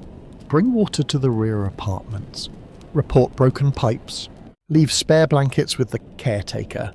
The notice changes as people add information. One line is crossed out because help has arrived. Another is underlined twice because the need is urgent. This small board becomes the neighbourhood's command centre. A curious footnote is that children often serve as messengers during blocked emergencies. They are light, quick, and able to move through narrow paths more easily than adults carrying heavy loads. A girl wearing a red hat carries notes between 2 buildings. She keeps them inside a biscuit tin to protect the paper from snow. At each doorway, she announces the message with impressive seriousness, waits for a reply, and places the answer beneath the lid. The tin once carried cookies, now it carries public policy. Along the next block, residents have organised a chain to move coal from a stranded delivery wagon. The wagon cannot reach the buildings, so sacks pass from person to person. Each sack is heavy. Shoulders bend. Gloves darken with dust. The line moves in rhythm. Lift. Turn. Hush! Set down! Nobody carries the load very far, but together they move it across the entire street. A cafe owner opens his back room as a warming station. Chairs are arranged near the stove. Coffee is served in chipped cups. People who live in poorly heated apartments sit beside strangers and slowly regain feeling in their hands. The owner refuses payment. He keeps a jar on the counter for anyone who wishes to contribute. Some place coins inside, others leave bread, matches, or labour. One woman washes cups. A young man brings firewood. A tailor repairs a torn coat sleeve. Value takes many forms when ordinary commerce becomes difficult. You hear shouting from a nearby roof. Several residents are clearing heavy snow from a weak structure. They work carefully because the edge is slippery and the load uneven. People below hold ropes tied around the workers' waists. The snow is pushed into a courtyard where others spread it away from windows and doors. One man suggests throwing everything into the alley. A woman reminds him that the alley leads to another family's entrance. The plan changes. This is neighbourhood cooperation in its least romantic form. It involves disagreement, correction, and the discovery that every easy solution creates a problem for someone else. Historians continue to debate whether these local efforts reveal deep community strength or simply compensate for delayed public assistance. Some view the volunteer networks as evidence of strong social bonds. Others argue that residents had no choice because formal services could not reach them quickly. The distinction matters to scholars. To the people carrying coal, it matters less. Help is help when a room is cold. At a small pharmacy, the owner creates a delivery list for customers unable to leave home. Volunteers carry packages in canvas bags, each marked with a name and address. One package contains heart medicine, another holds bandages, a third contains cough syrup for several children sharing one apartment. The carriers travel in pairs. One reads building numbers while the other protects the bag beneath a coat. At each stop they receive thanks, questions, and new requests. Could you check on my sister? Could you tell my employer I'm safe? Could you ask whether the grocer has oatmeal? Information moves with the medicine. You notice that loneliness is also being treated. Residents who usually spend whole days alone now hear knocks at their doors. Someone asks whether they are warm. Someone remembers their name. Someone stands in the hallway long enough to listen. In one building, musicians bring a small radio into the lobby and turn the volume low. Neighbours gather around it while mending clothes and sorting supplies. A man makes jokes about the weather. The jokes are not very good. They are still welcome. Another group organises childcare for parents working essential jobs. Several families place their children together in one heated apartment. An older woman supervises meals and games while nurses, police officers, utility workers, and cooks make their way toward duty. The apartment becomes noisy, crowded, and remarkably efficient. Coats are labelled, meals are divided, nap times are ignored by nearly everyone. Outside, volunteers clear a route toward a church hall. The hall becomes a storage place for donated blankets, food, and fuel. Piles are arranged by type, though the system changes whenever a new volunteer takes charge. Blankets move to the left, then to the right, then back to the left because the soup arrives. Organisation bends, but it does not break. You return to the wooden table as darkness gathers. Many names have been crossed from the list. Coal delivered, medicine delivered, resident checked, pipe repaired. A few lines remain. More volunteers step forward. Lanterns are lit, ropes are gathered, sleds are loaded once again. The neighbourhood does not possess enough machinery or fuel or authority to command the storm. It possesses something quieter. People know which window belongs to the woman who lives alone. They know which family has a newborn child. They know who owns a strong shovel and who can repair a furnace. Across the buried blocks, survival becomes a collection of small promises, written in pencil, carried through snow, and kept by ordinary hands. You enter a municipal office where wet coats hang from hooks and tired officials gather around desks buried beneath maps, reports, and ringing telephones. The room is warm, but nobody looks comfortable. A clerk carries handwritten messages from one table to another. A police representative points toward blocked intersections on a city map. A sanitation supervisor lists streets where plows cannot pass. Telephone operators repeat the same phrases into receiver after receiver. Crews are on the way. Equipment is being moved. Priority routes are being cleared. The words are calm. The faces are not. Outside these walls, residents want answers. Inside, officials are still trying to understand the full scale of the disaster. New reports arrive every few minutes. A hospital needs access. A bridge approach remains blocked. A freight yard cannot move supplies.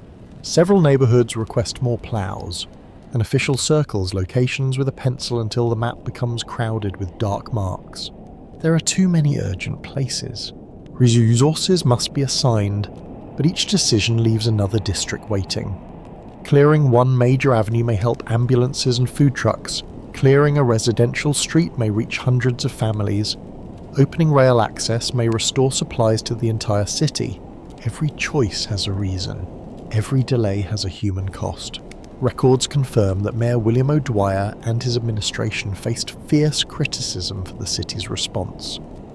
Newspapers questioned why more equipment had not been prepared, why abandoned vehicles remained in key routes, and why communication between departments appeared confused. Public frustration grows quickly. People listen to radio reports and hear promises of progress. Then they look from their windows and see little movement below. A shopkeeper claims his street has not seen a plough. A factory manager says employees cannot reach work. A parent demands to know why a route toward a hospital remains blocked. The complaints enter city offices through telephone calls, telegrams, letters, and newspaper columns. Some are fair. Some ignore the size of the storm. Some contain both truth and anger, which often travel together. You stand near a press room where reporters crowd around a table. Coats drip onto the floor, notebooks open, pencils wait. A city official begins with a prepared statement. He describes the snowfall as extraordinary. He explains that thousands of workers are active. He mentions ploughs, trucks, police officers, and emergency crews. The reporters listen politely until questions begin. Why were forecasts not acted upon sooner? How many ploughs are actually working? Why are some districts receiving attention while others wait? Who is responsible for stranded buses blocking the streets? The official answers carefully, choosing words as though each one must cross ice. He emphasizes that conditions are changing. He says reports are still incomplete. He promises that every available resource is being used. One reporter asks whether that means some resources were unavailable. The room becomes very quiet. Political language is skilled at entering a doorway without admitting that it has entered. A curious footnote is that officials sometimes receive conflicting information from different departments. One report may describe a street as open, while another calls it impassable. A route cleared in the morning may be blocked again by drifting snow, stalled vehicles, or fresh piles pushed from nearby sidewalks. The map is never fully correct. The city changes faster than the paperwork. You move into another room where department heads argue about equipment. Sanitation officials need more trucks. Police leaders need tow vehicles.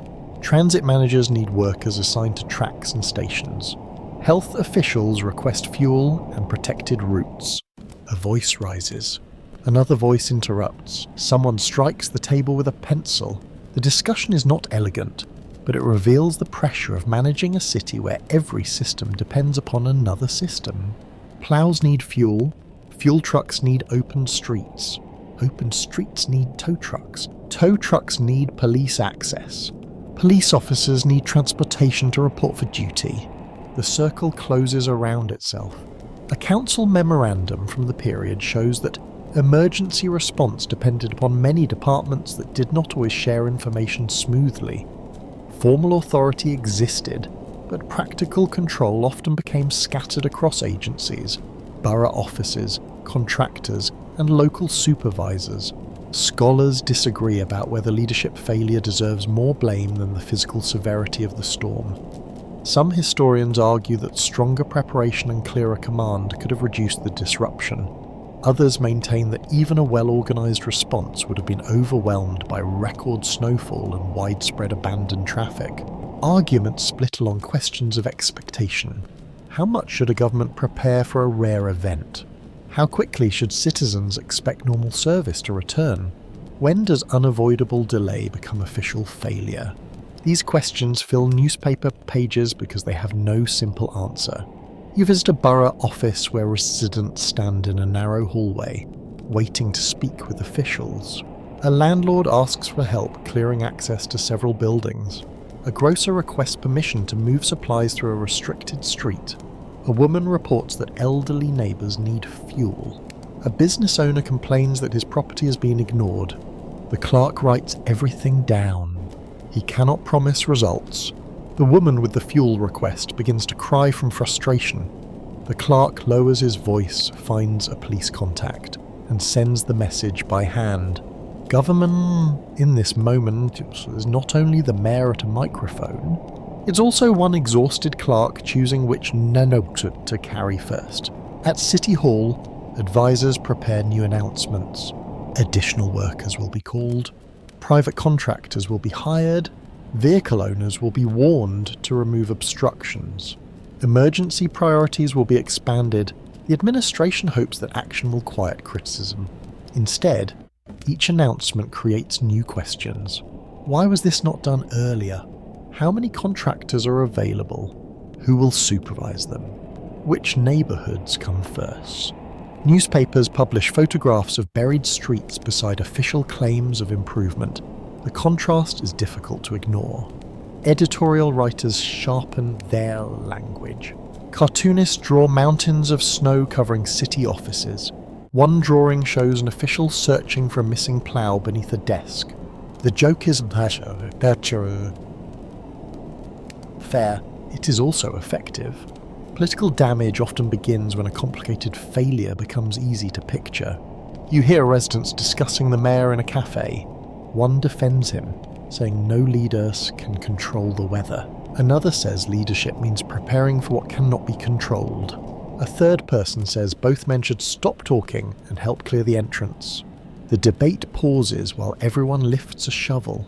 Across the city, officials begin to understand that removing snow is only part of the task. They must also restore confidence.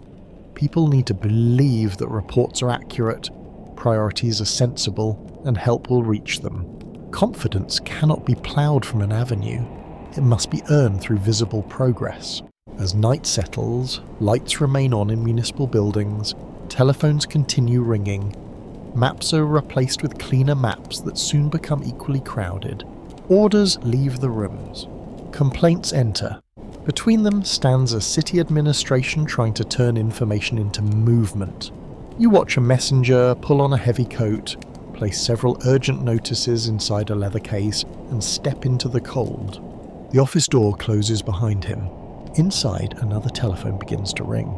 You stand beside a sanitation garage where trucks emerge one by one into the frozen morning. Their engines shake the metal doors. Headlamps glow through drifting powder. Heavy ploughs are fixed to the front, their blades curved like broad iron shoulders ready to push against the weight of the city. Workers climb into the cabs wearing thick coats, caps, gloves, and scarves wrapped high around their faces. Others ride on the rear platforms with shovels and bags of salt. A supervisor raises one hand, and the first truck rolls toward the avenue. The blade strikes the snow. A dense wall rises in front of it, folding and curling beneath the metal edge. The truck moves several yards, slows, and pushes harder. Snow spills towards both sides, forming higher banks along the roadway. For a moment, a strip of dark pavement appears. Then loose powder slides back across it. Sanitation crews do not merely clear streets, they must decide where all the snow can go. The question sounds simple until you look at the buildings. Parked automobiles, hydrants, cellular doors, loading entrances, stairways, and narrow sidewalks packed along every block. push snow to the left and a shop entrance disappears. Push it to the right and a fire hydrant vanishes. Pile it at the corner and pedestrians cannot cross. Move it toward a parked vehicle and the owner may not find the door until spring. Records confirm that the city called upon thousands of sanitation workers, private contractors, labourers, trucks, ploughs, and loaders in one of its largest snow removal efforts to that date. Main routes received attention first, while smaller streets often waited much longer. You follow a plough along a commercial avenue. 2 police officers walk ahead, asking people to move handcarts and abandoned equipment. Tow crews attach chains to stalled automobiles and drag them towards a temporary storage areas. The process is painfully slow. A plough may clear half a block, then stop behind a buried taxi. The taxi must be uncovered. Its wheels must be reached as a chain must be secured beneath the frame. The tow truck must gain traction. Only then can the plough continue. One stalled vehicle consumes the labour of several people and many valuable minutes. Along the sidewalk, residents watch from doorways.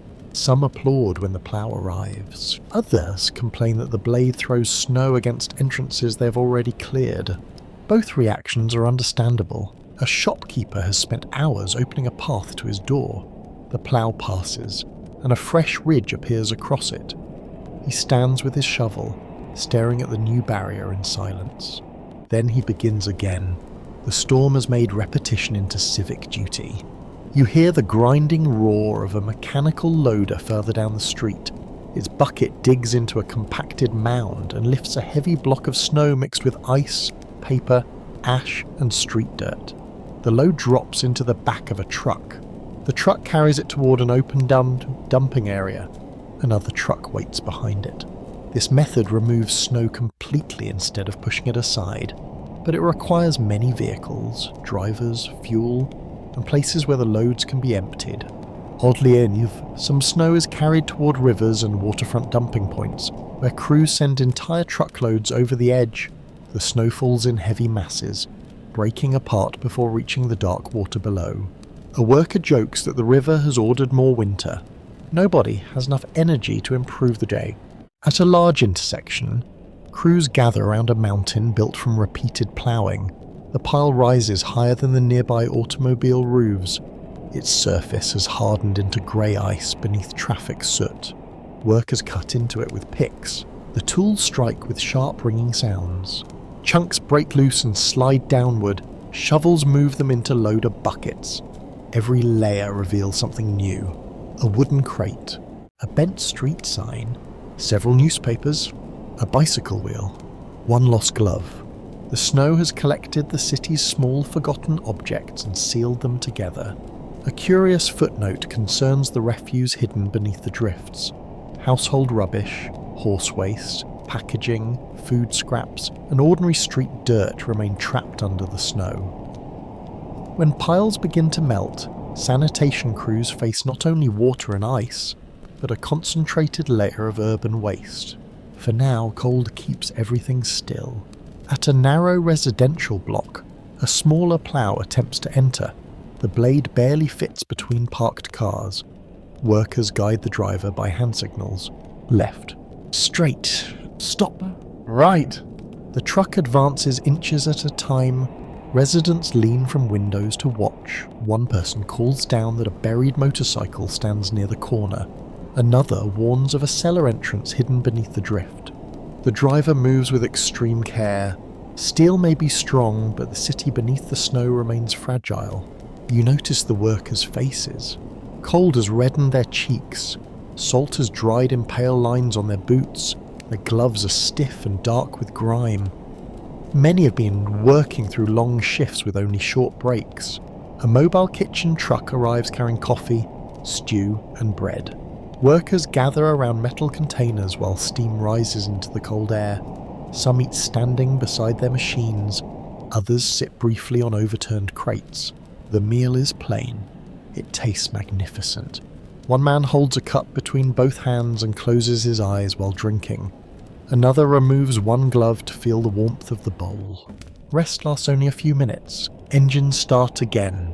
Scholars still differ over whether the sanitation response was mainly hindered by insufficient machinery, poor early deployment, or the extraordinary obstruction caused by private vehicles. Some studies emphasize administrative delay. Others note that even large fleets become ineffective when streets are physically sealed by traffic and drifts. No single explanation satisfies everyone. The work itself offers a harsher answer. Every weakness becomes visible when the snow is deep enough. A shortage of drivers matters. A missing tow chain matters. A blocked fuel delivery matters. A delayed message matters. At a rail terminal, crews clear access roads so mail and freight can leave. At a market district, loaders open space for food deliveries. Near a hospital, workers widen a lane so 2 emergency vehicles can pass without one reversing into a drift.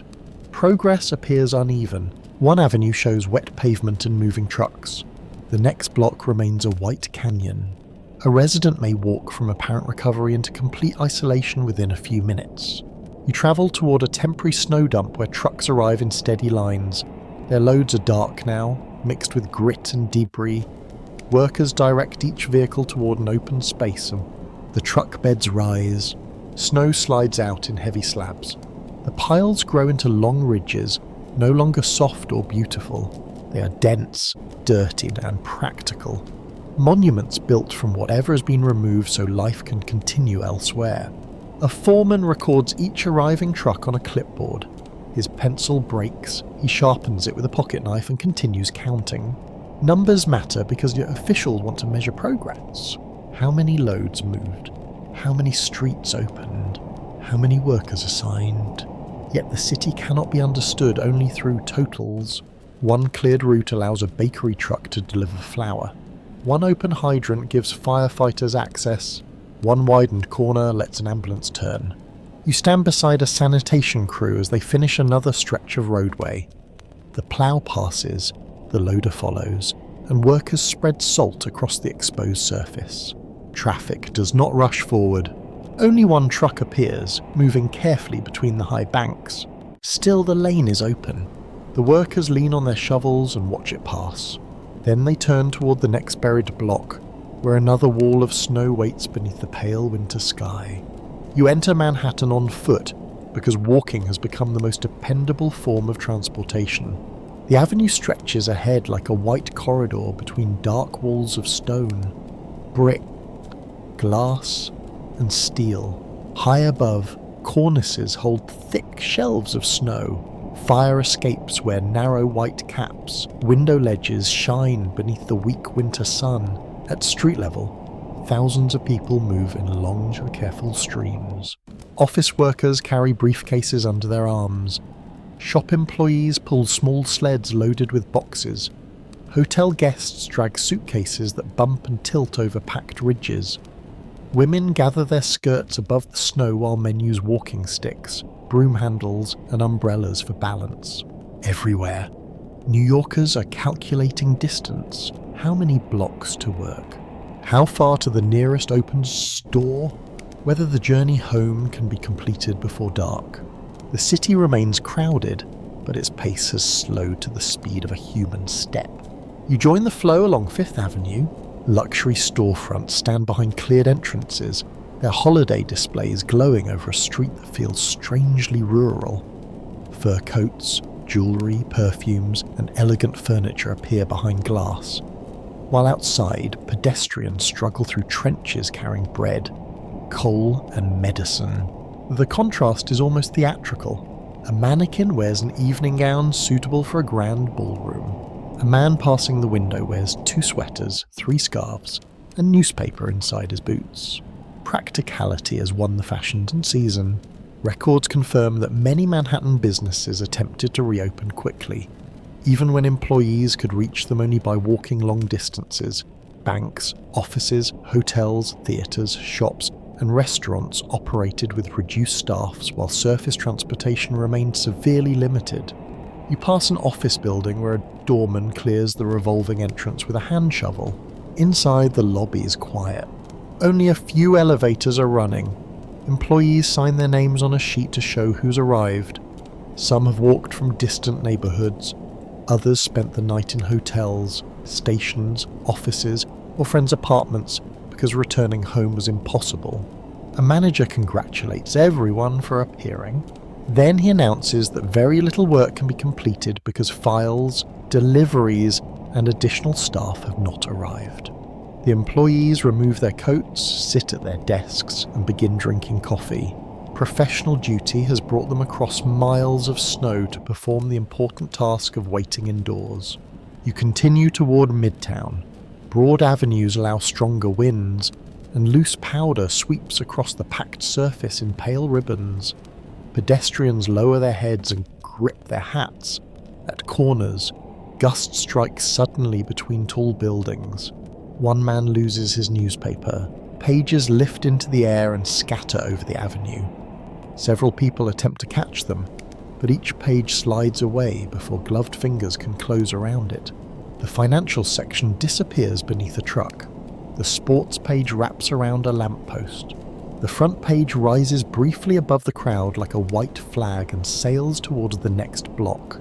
Oddly enough, newspapers remain among the most desired goods during the disruption. Residents want weather reports, official statements, transportation news, and lists of open services. Vendors who manage to receive bundles often sell them quickly. Information feels almost as necessary as food. You hear newsboys calling headlines from street corners. Their voices carry through the clear air. People gather around, passing coins through thick gloves.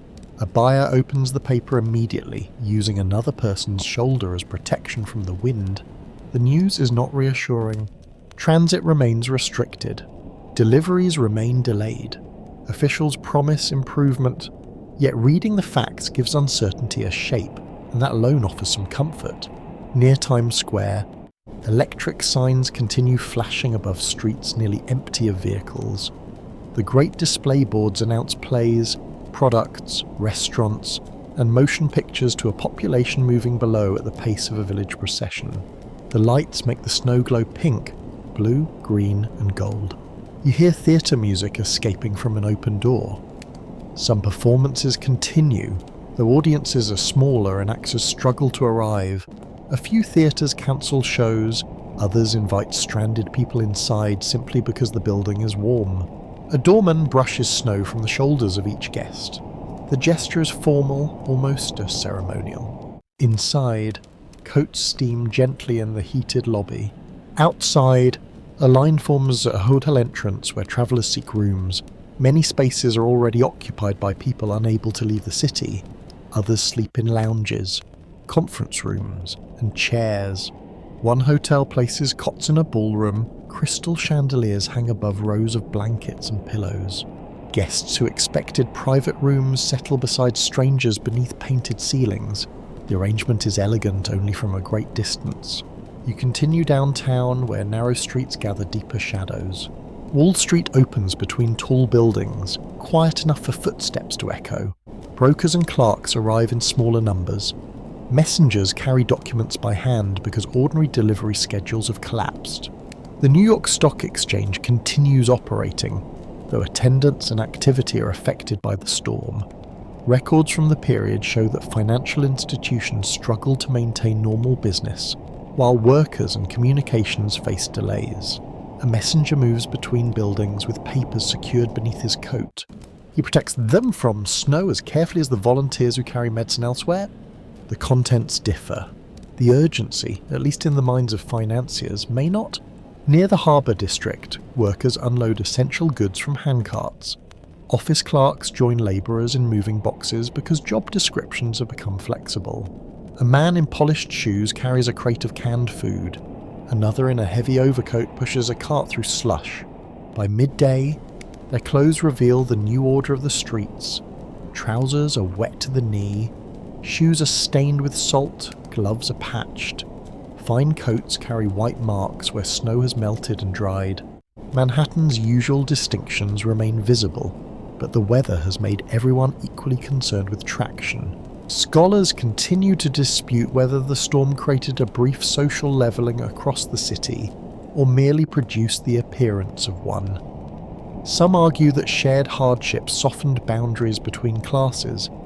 Others note that wealth still determined access to warmth, food, private lodging, and flexible work.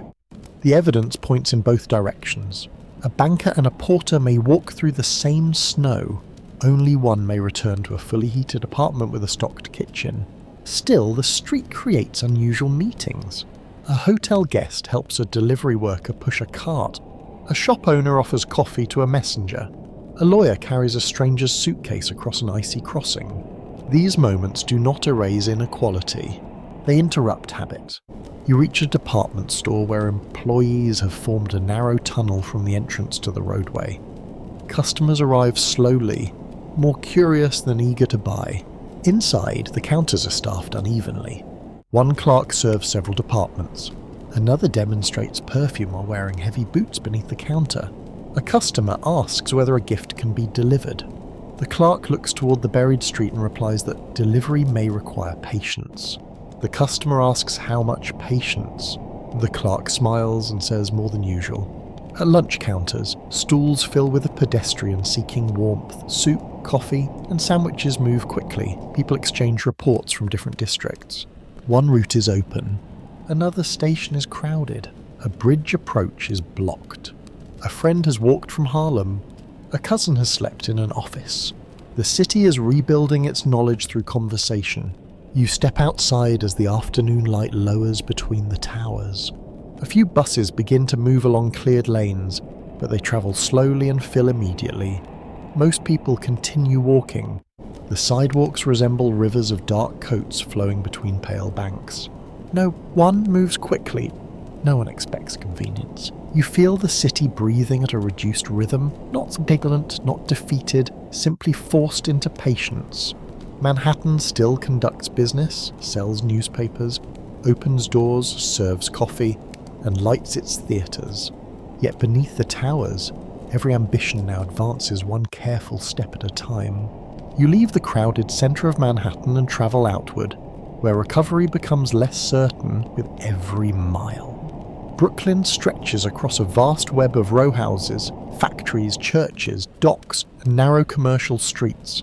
Snow lies deep between the brownstone steps. Corner shops open behind passages cut by hand. Elevated tracks cast long shadows over roads where few vehicles can move. The borough feels like many separate towns placed bit upon another. In some districts, residents have cleared broad paths and reopened local stores. In others, streets remain nearly untouched.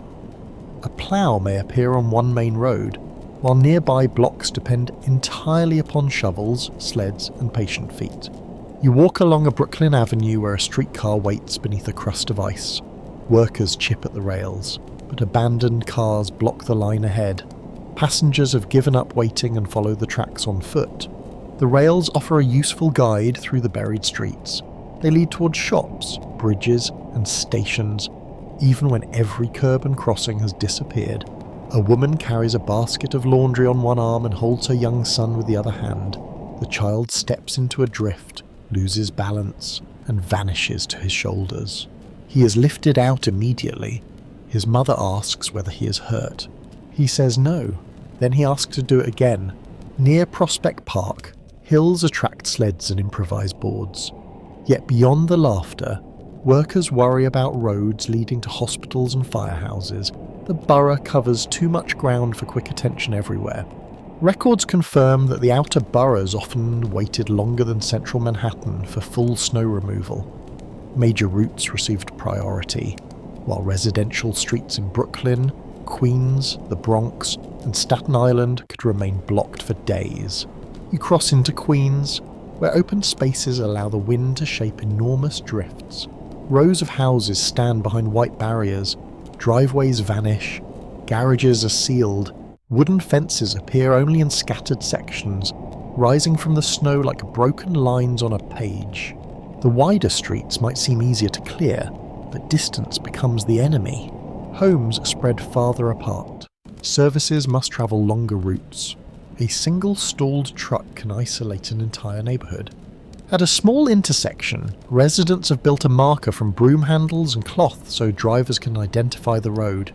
Without it, the junction looks like an open field.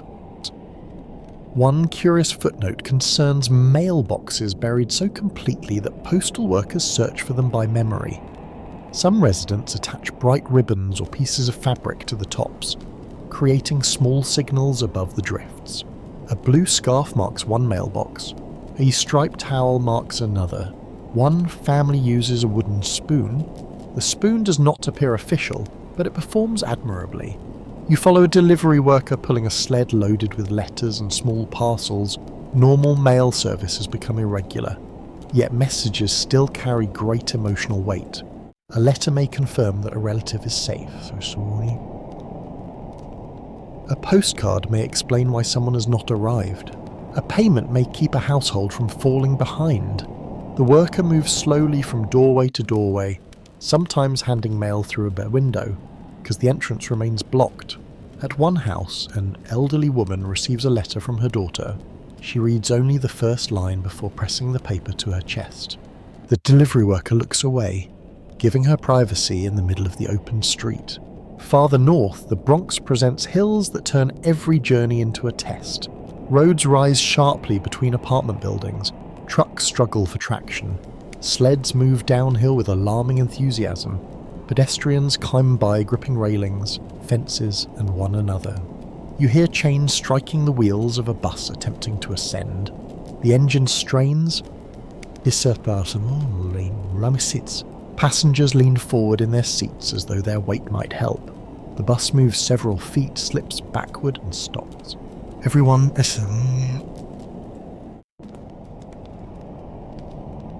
The driver asks the passengers to wait while the workers spread sand beneath the tyres.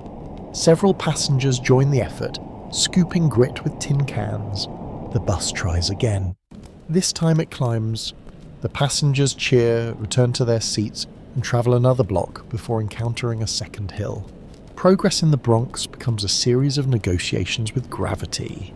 At a neighbourhood market, supplies are limited but not gone. Store owners combine deliveries from different sources. One receives potatoes from a farmer outside the city. Another acquires canned goods from a warehouse. A bakery trades bread for fuel. Commerce becomes flexible because normal distribution has failed. A grocer writes prices in chalk and changes them when supplies arrive. Customers complain about sudden increases. The grocer explains that he has paid extra for transport. Historians disagree about how often emergency shortages encouraged unfair pricing. Some reports describe merchants taking advantage of demand. Other accounts emphasize shopkeepers who extended credit, shared stock, or sold goods at a loss. Arguments split according to neighbourhood, a product, and memory. A merchant may be remembered as generous by one family and greedy by another. You continue towards Staten Island, where isolation feels deeper. The borough depends heavily upon ferries, roads, and smaller local routes. Snow separates communities that already stand farther from the centre of city government. At the waterfront, ferry crews clear decks and ramps. Ice forms along railings. Wind drives snow across the open harbour. A ferry arrives with few passengers and several crates of essential supplies. Workers unload food, medicine, and mail onto carts. The harbour smells of salt, fuel, and frozen rope. Gulls circle above the terminal, calling through the cold air as though annoyed by the entire arrangement. Inland roads remain difficult. Residents use horses, sleds, and farm equipment where ordinary automobiles cannot pass. A tractor pulls a wagon loaded with groceries through a narrow, cleared route. Children run beside it. Adults wave from porches. The vehicle looks modest, but its arrival matters more than any grand machine in the city centre. You visit a small community hall where local organisers track requests. A family needs heating oil.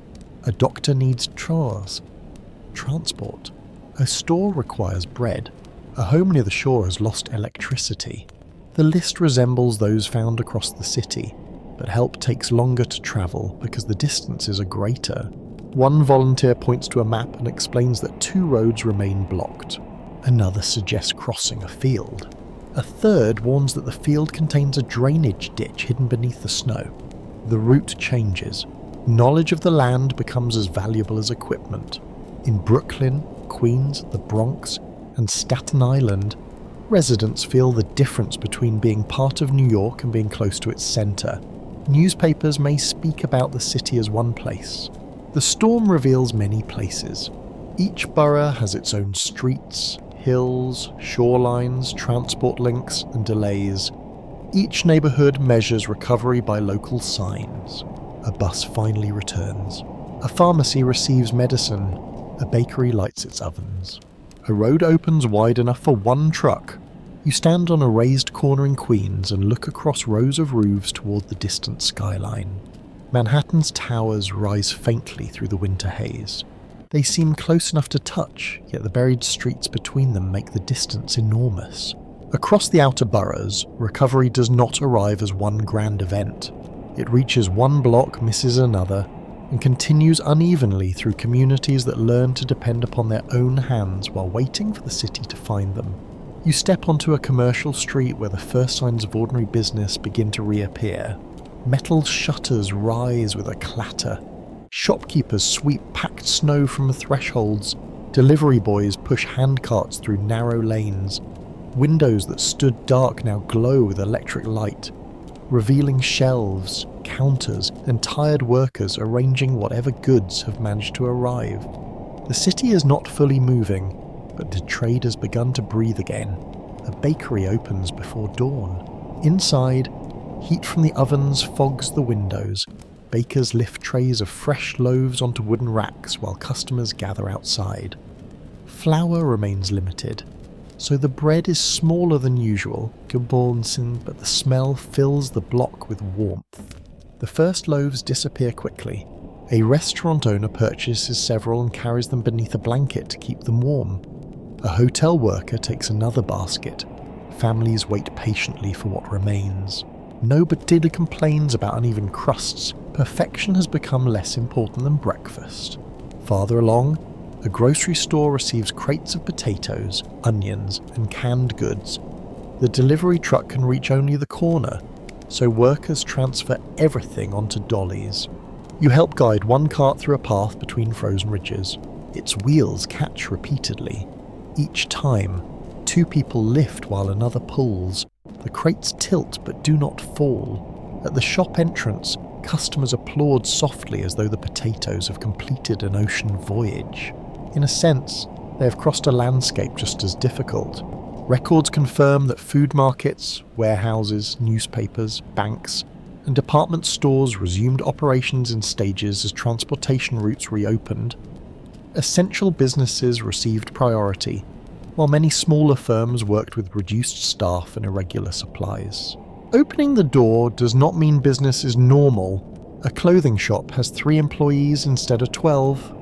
A hardware store sells shovels faster than it can unpack them. A cafe offers only soup, bread, and coffee. A printer cannot complete orders because paper deliveries remain delayed. Each business invents a temporary version of itself. At the hardware counter, customers ask for salt, rope, gloves, lanterns, buckets, and tools. The clerk writes names on a waiting list. He has no certainty about the next shipment, but people still prefer being recorded. A place on a list feels like a small promise. One man asks for a snow shovel. The clerk says none remain. The man points toward a garden spade. The clerk explains that it's not ideal. The customer buys it anyway. Necessity has a generous definition of ideal. You continue towards a newspaper office where presses thunder beneath the floor. Ink, oil, and hot metal scent the air. Reporters deliver stories from city offices, rail yards, hospitals, and neighborhoods. Editors cut long reports into columns. Typesetters arrange lines while press crews prepare the next edition. The newspaper carries transit updates, store openings, official announcements, weather reports, and lists of emergency services. Bundles emerge from the presses and are tied with cord. The usual trucks cannot reach every district, so smaller loads travel by subway, handcart, and foot. Newsboys collect what they can carry and scatter into the streets. A curious footnote is that some vendors protect newspaper bundles beneath oilcloth, blankets, or even old table coverings. Dry pages are valuable because wet news quickly becomes unreadable pulp. One vendor wraps his papers in a floral curtain. The pattern is cheerful. The arrangement is not dignified. It is highly effective. You buy a copy from him and watch people gather to read the headlines over one another's shoulders. A single newspaper may pass through several hands before evening. In offices, banks, and shops, employees arrive in irregular waves. Some walk from nearby apartments, others use partially restored train routes. A few sleep near their workplaces to avoid another difficult journey. Desks reopen, cash registers ring. Telephones connect more reliably. Messengers return to familiar routes, though they still carry packages around blocked blocks. At a bank, customers line up to cash checks and withdraw money. Employers need funds for wages. Families need cash for food and fuel.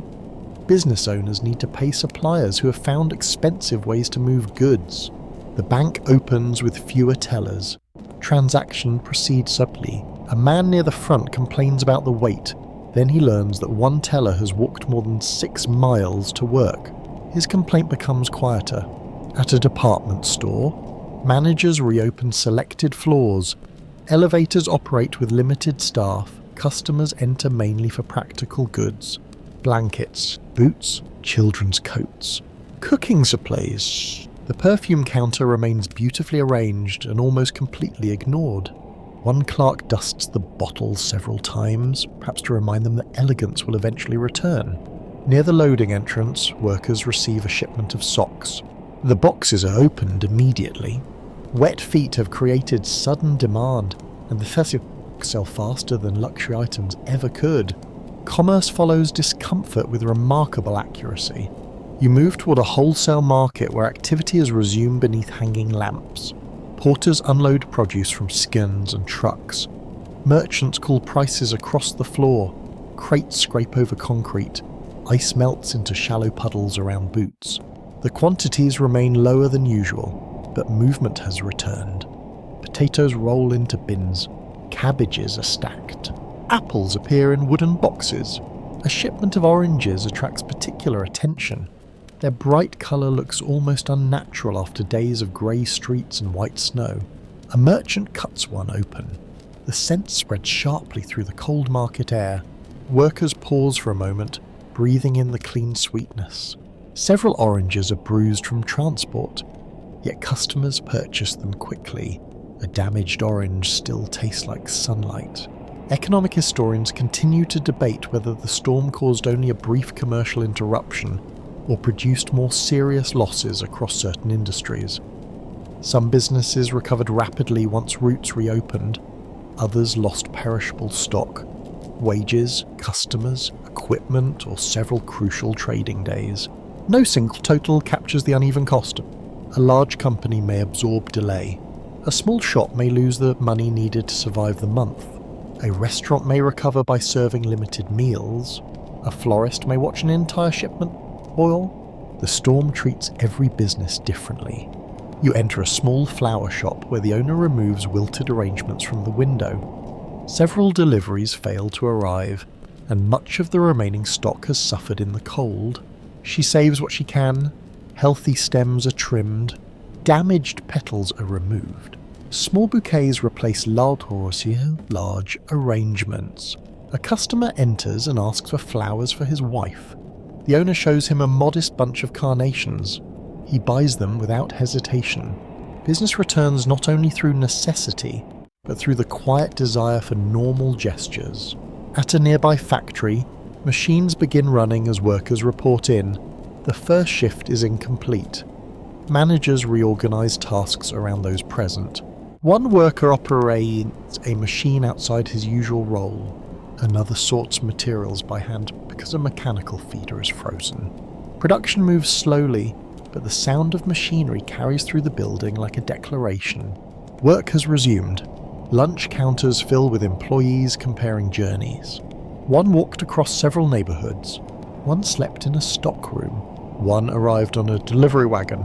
Another borrowed a pair of boots 2 sizes too large and now walks with the careful dignity of a person wearing small boats. Their stories become part of the day's trade. Goods move, money changes hands, news spreads, jokes return. By late afternoon, more windows shine along the street. A bus passes through a cleared lane carrying standing passengers. Delivery carts stop at shop entrances.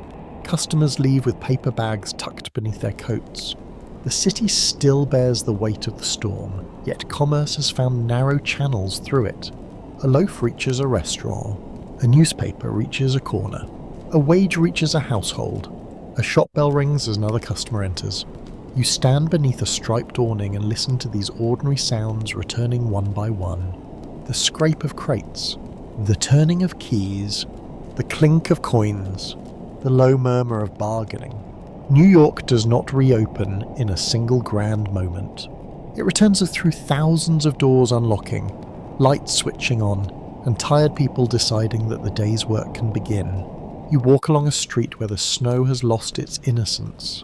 The white surface now carries grey streaks, brown patches, black grit, and scattered bits of paper. Sunlight glints on wet ridges beside the curb. Water drips steadily from awnings, windowsills, fire escapes, and rooftops. The city is beginning to thaw. With every rising degree, the great frozen banks settle lower. Their smooth shapes collapse into rough walls, corners soften, hollows open, objects hidden beneath the storm slowly return. A bicycle handle appears near a lamppost. A wooden crate rises from a mound beside a loading dock. The roof of an automobile emerges with a dent caused by snow, ice, or perhaps one enthusiastic child who believed it was a hill. The owner studies the damage and sees he has discovered his car. He is not entirely pleased with the reunion. Meltwater runs along narrow channels cut through the packed snow. It collects at blocked drains, forming wide puddles across intersections. Pedestrians gather at the edges and consider the best way across. There is rarely a good way. One person leaps and reaches dry ground. Another attempts the same leap, lands short, and fills both shoes. A third person chooses a long detour, which appears sensible until that route ends in a deeper puddle. Winter has exchanged snow for water without improving public convenience. Records confirm that warming temperatures created a second stage of difficulty. Snowmelt combined with blocked sewers, street debris, and compacted ice, producing flooding, deep slush, and dangerous walking conditions across many neighborhoods.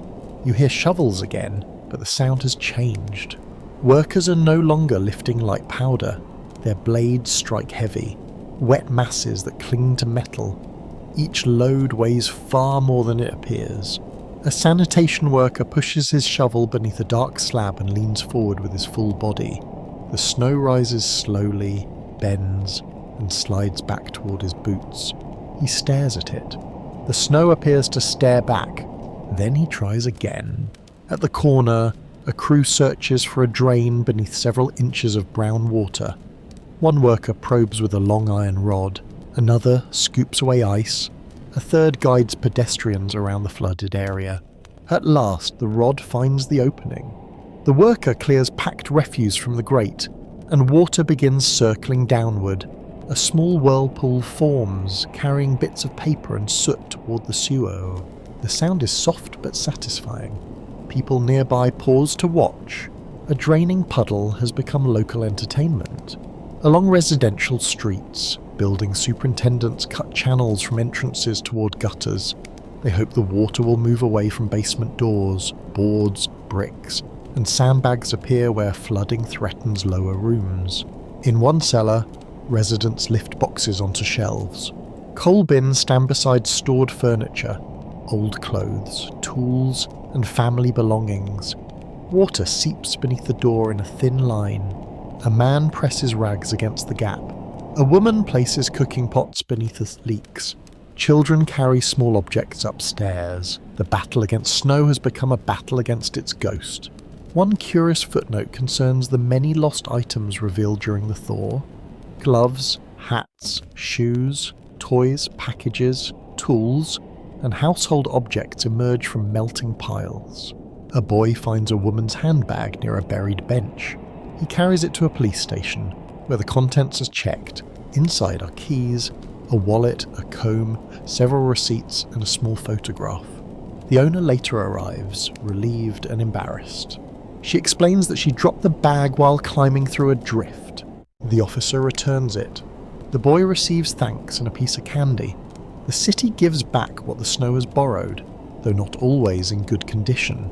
Near a market, melting banks release unpleasant smells trapped by the cold. Spoiled food, horse waste, fuel, wet cardboard, and ordinary street refuse mix beneath the dirty surface. The air carries damp stone, smoke, mud, and decay. The beautiful winter landscape now resembles a giant pile of laundry left in an alley. Nobody writes greeting cards about this stage. Sanitation crews collect waste exposed along the curbs. Trucks move slowly through wet streets, splashing brown water against high snow ridges. Workers load broken crates, soaked paper, damaged furniture, and spoiled goods. Store owners inspect basements for leaks. Warehouse managers check ruined stock. Restaurant workers discard food that thawed, froze, and thawed again. The storm continues to create losses even while disappearing. Historians differ over whether the thaw caused more lasting damage than the snowfall itself in certain low areas. Some accounts emphasize flooding, damaged goods, and sanitation problems. Others argue the return of warmer weather accelerated recovery by loosening packed streets and restoring movement. Both results unfold at once. Melting opens roads. Melting floods cellars. Melting frees vehicles. Melting reveals waste. Relief and trouble arrive in the same stream of water. You pass a line of cars being uncovered by their owners. Doors resist because ice has sealed the edges. Engines remain silent. Batteries have weakened in the cold. One driver pours warm water near a frozen lock. The lock opens. The water then freezes around his shoe. Sister can't be Vero's freezer. Mechanics become busy. They tow stalled cars, charge batteries, repair cracked hoses, and examine engines damaged by cold. Garages fill with the smell of grease, wet rubber, and exhaust. At a taxi stand, drivers scrape ice from windshields. Some vehicles return to service, though streets remain narrow and uneven. A taxi moves through slush and sends a wide spray across the sidewalk. Several pedestrians shout. The driver lifts one hand in apology and continues. Normal traffic is returning, along with normal irritation. You notice the colour of the city changing. White gives way to grey. Grey gives way to black pavement. Brick steps reappear. Painted signs become visible. Yellow curb lines emerge beneath dirty water. Each revealed surface feels familiar, yet altered by days of absence. In the park, snow figures lean and collapse. Their coal eyes fall into the mud. Sticks drop from melting arms. Hills shrink beneath sled tracks. Children inspect the ruins with solemn disappointment. One child tries to repair a snow figure by pressing fresh slush against its side. The slush slides down immediately. He decides the figure has become tired and should be allowed to rest. Along roof edges, icicles lengthen. They shine beautifully in the sunlight, but workers watch them with concern. Falling ice can injure pedestrians. Building staff rope off dangerous areas and knock loose formations down when it is safe. The icicles break against the pavement with sharp cracks. People step quickly around the fragments. Above, gutters overflow. Below, drains struggle. Water travels through every level of the city. As evening cools, puddles begin freezing again. Thin skins form over dark water. Slush hardens into ridges shaped by tires and boots. Walking becomes treacherous. A surface that looked wet at sunset becomes smooth ice by night. Pedestrians shorten their steps. Hands reach towards walls and railings. Salt appears once more along entrances. The storm is no longer falling from the sky, but it still controls how everyone moves. You stand near a street lamp as water drips from a high ledge. Each drop catches the light before striking the pavement. Around you, the Great White Mountains have become lower, darker, and heavier. They no longer inspire wonder. They block gutters, stain coats, hide rubbish, and freeze into the stubborn walls. Yet beneath them, the city is returning. A curb emerges, a doorway clears, a wheel turns. The snow that once transformed New York now retreats inch by inch, leaving behind wet streets, tired workers, recovered objects, and this less glamorous truth that every beautiful storm eventually becomes something that must be cleaned away. You enter a committee room where the storm has become paperwork. Maps lie flat across a long table. Department reports are stacked in careful piles. Officials, engineers, transit managers, police representatives, health administrators, and sanitation leaders sit beneath bright lamps while secretaries record every statement. Outside, streets are moving again. Inside, the city is asking what it failed to understand. The questions arrive slowly at first. Were weather warnings received clearly? Were enough plows ready? Did departments share information quickly? Why did abandoned vehicles block essential routes? Which hospitals became difficult to reach? How much food and fuel should have been held in reserve? A chairman taps a pencil against the table and asks each speaker to be precise. Precision is difficult when memory is mixed with exhaustion, embarrassment, and political caution. One official describes extraordinary snowfalls. Another points to communication delays. A third blames drivers who left vehicles in the streets. A fourth says the city lacked enough heavy machinery. Everyone has their facts. Everyone also has reasons to place the heaviest burden elsewhere. Records confirm that the blizzard led public leaders to examine emergency planning, snow removal capacity, transportation control, and cooperation among city departments. The disaster exposed how easily a modern city could be slowed when roads, rail systems, telephone networks, hospitals, and supply chains failed together. The word together matters. A city may own plows and still struggle if drivers cannot reach them. A hospital may have doctors and still suffer if medicine cannot arrive. A market may hold food and still close if workers cannot travel. A police order may be sensible and still fail if residents never hear it. The storm has taught officials that public systems are not separate machines.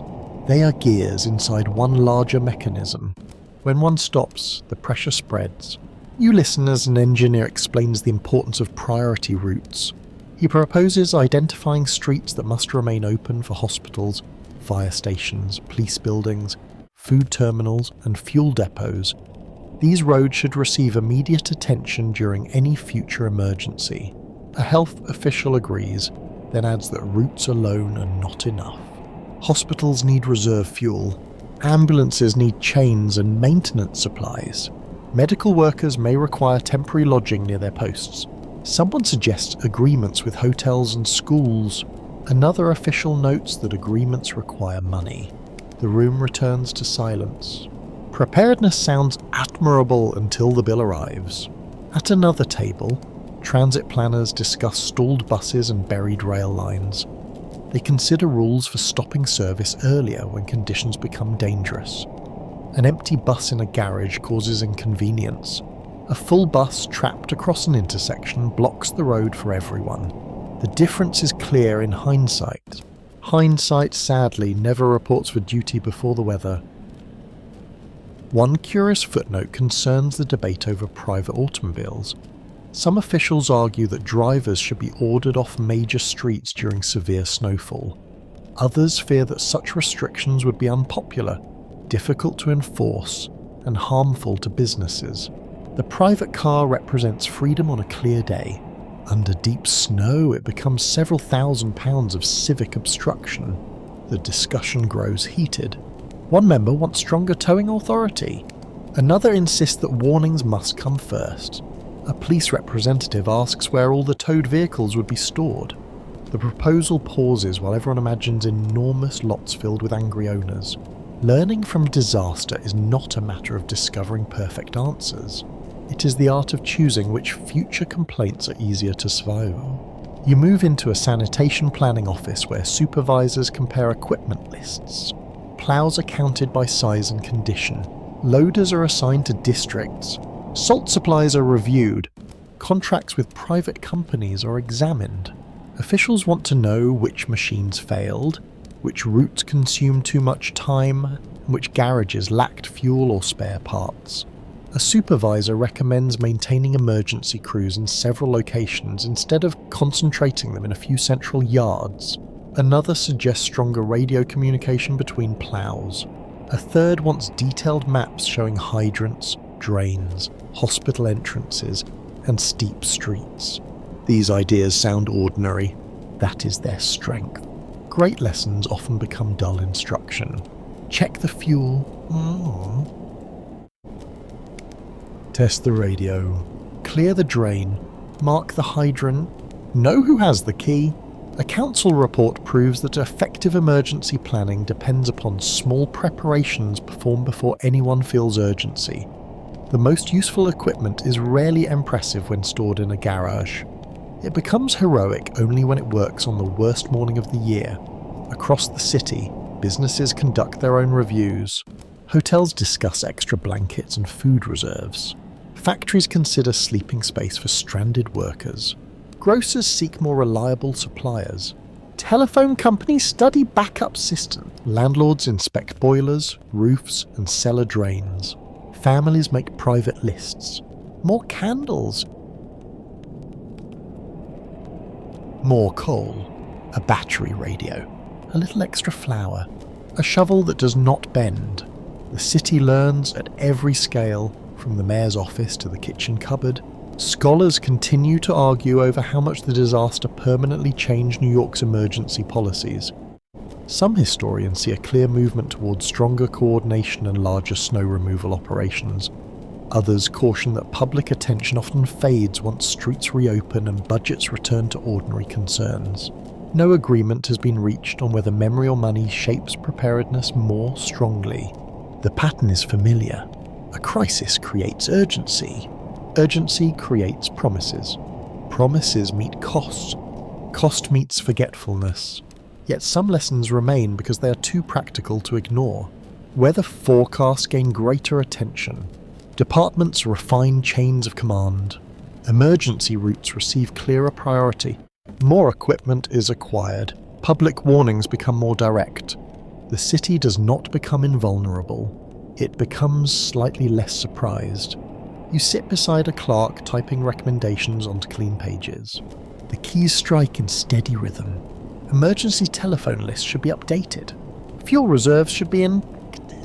Private contractors should be registered in advance. Hospitals should report critical needs through a single system. Vehicle restrictions should be announced before conditions become impossible. Each sentence turns hardship into pursuit. Gee, the language feels cold compared with the human experience that produced it. There is no mention of the woman waiting for heating oil. No mention of the driver sleeping inside a stalled bus. No mention of the child carried through snow toward a doctor. Official reports prefer categories: fuel shortage, transit obstruction, medical access, communication. Failure. Still, behind every category stands a failure. That quiet knowledge gives the pages their weight. At a public meeting, residents are invited to speak. A shop owner asks why his street waited so long for a plough. A nurse requests better transport for hospital staff. A mother says emergency broadcasts should give clearer neighbourhood instructions. A building superintendent recommends marking fire hydrants before snow begins. An elderly man stands and says the city should remember people who live alone. His suggestion is not technical. It may be the most important one in the room. Preparedness is not only machinery and command, it is knowing who may need a knock on the door. You leave the meeting as evening settles over the municipal buildings. Office windows remain bright. Inside, officials continue turning testimony into recommendations, and recommendations into budgets, schedules, maps, and rules. The city has discovered that strength is not the absence of failure. Strength is the willingness to study failure without hiding from it. New York remains proud, impatient, inventive, and occasionally convinced that ordinary limits apply to other places. The storm offers a gentler correction. Concrete can freeze, except that these freeze. Steel can stall. Telephones can fall short. Crowds can become isolated. No city is too large to be humbled by weather. Yet humility can become preparation. You hear the scratch of a pen signing the final page of a report.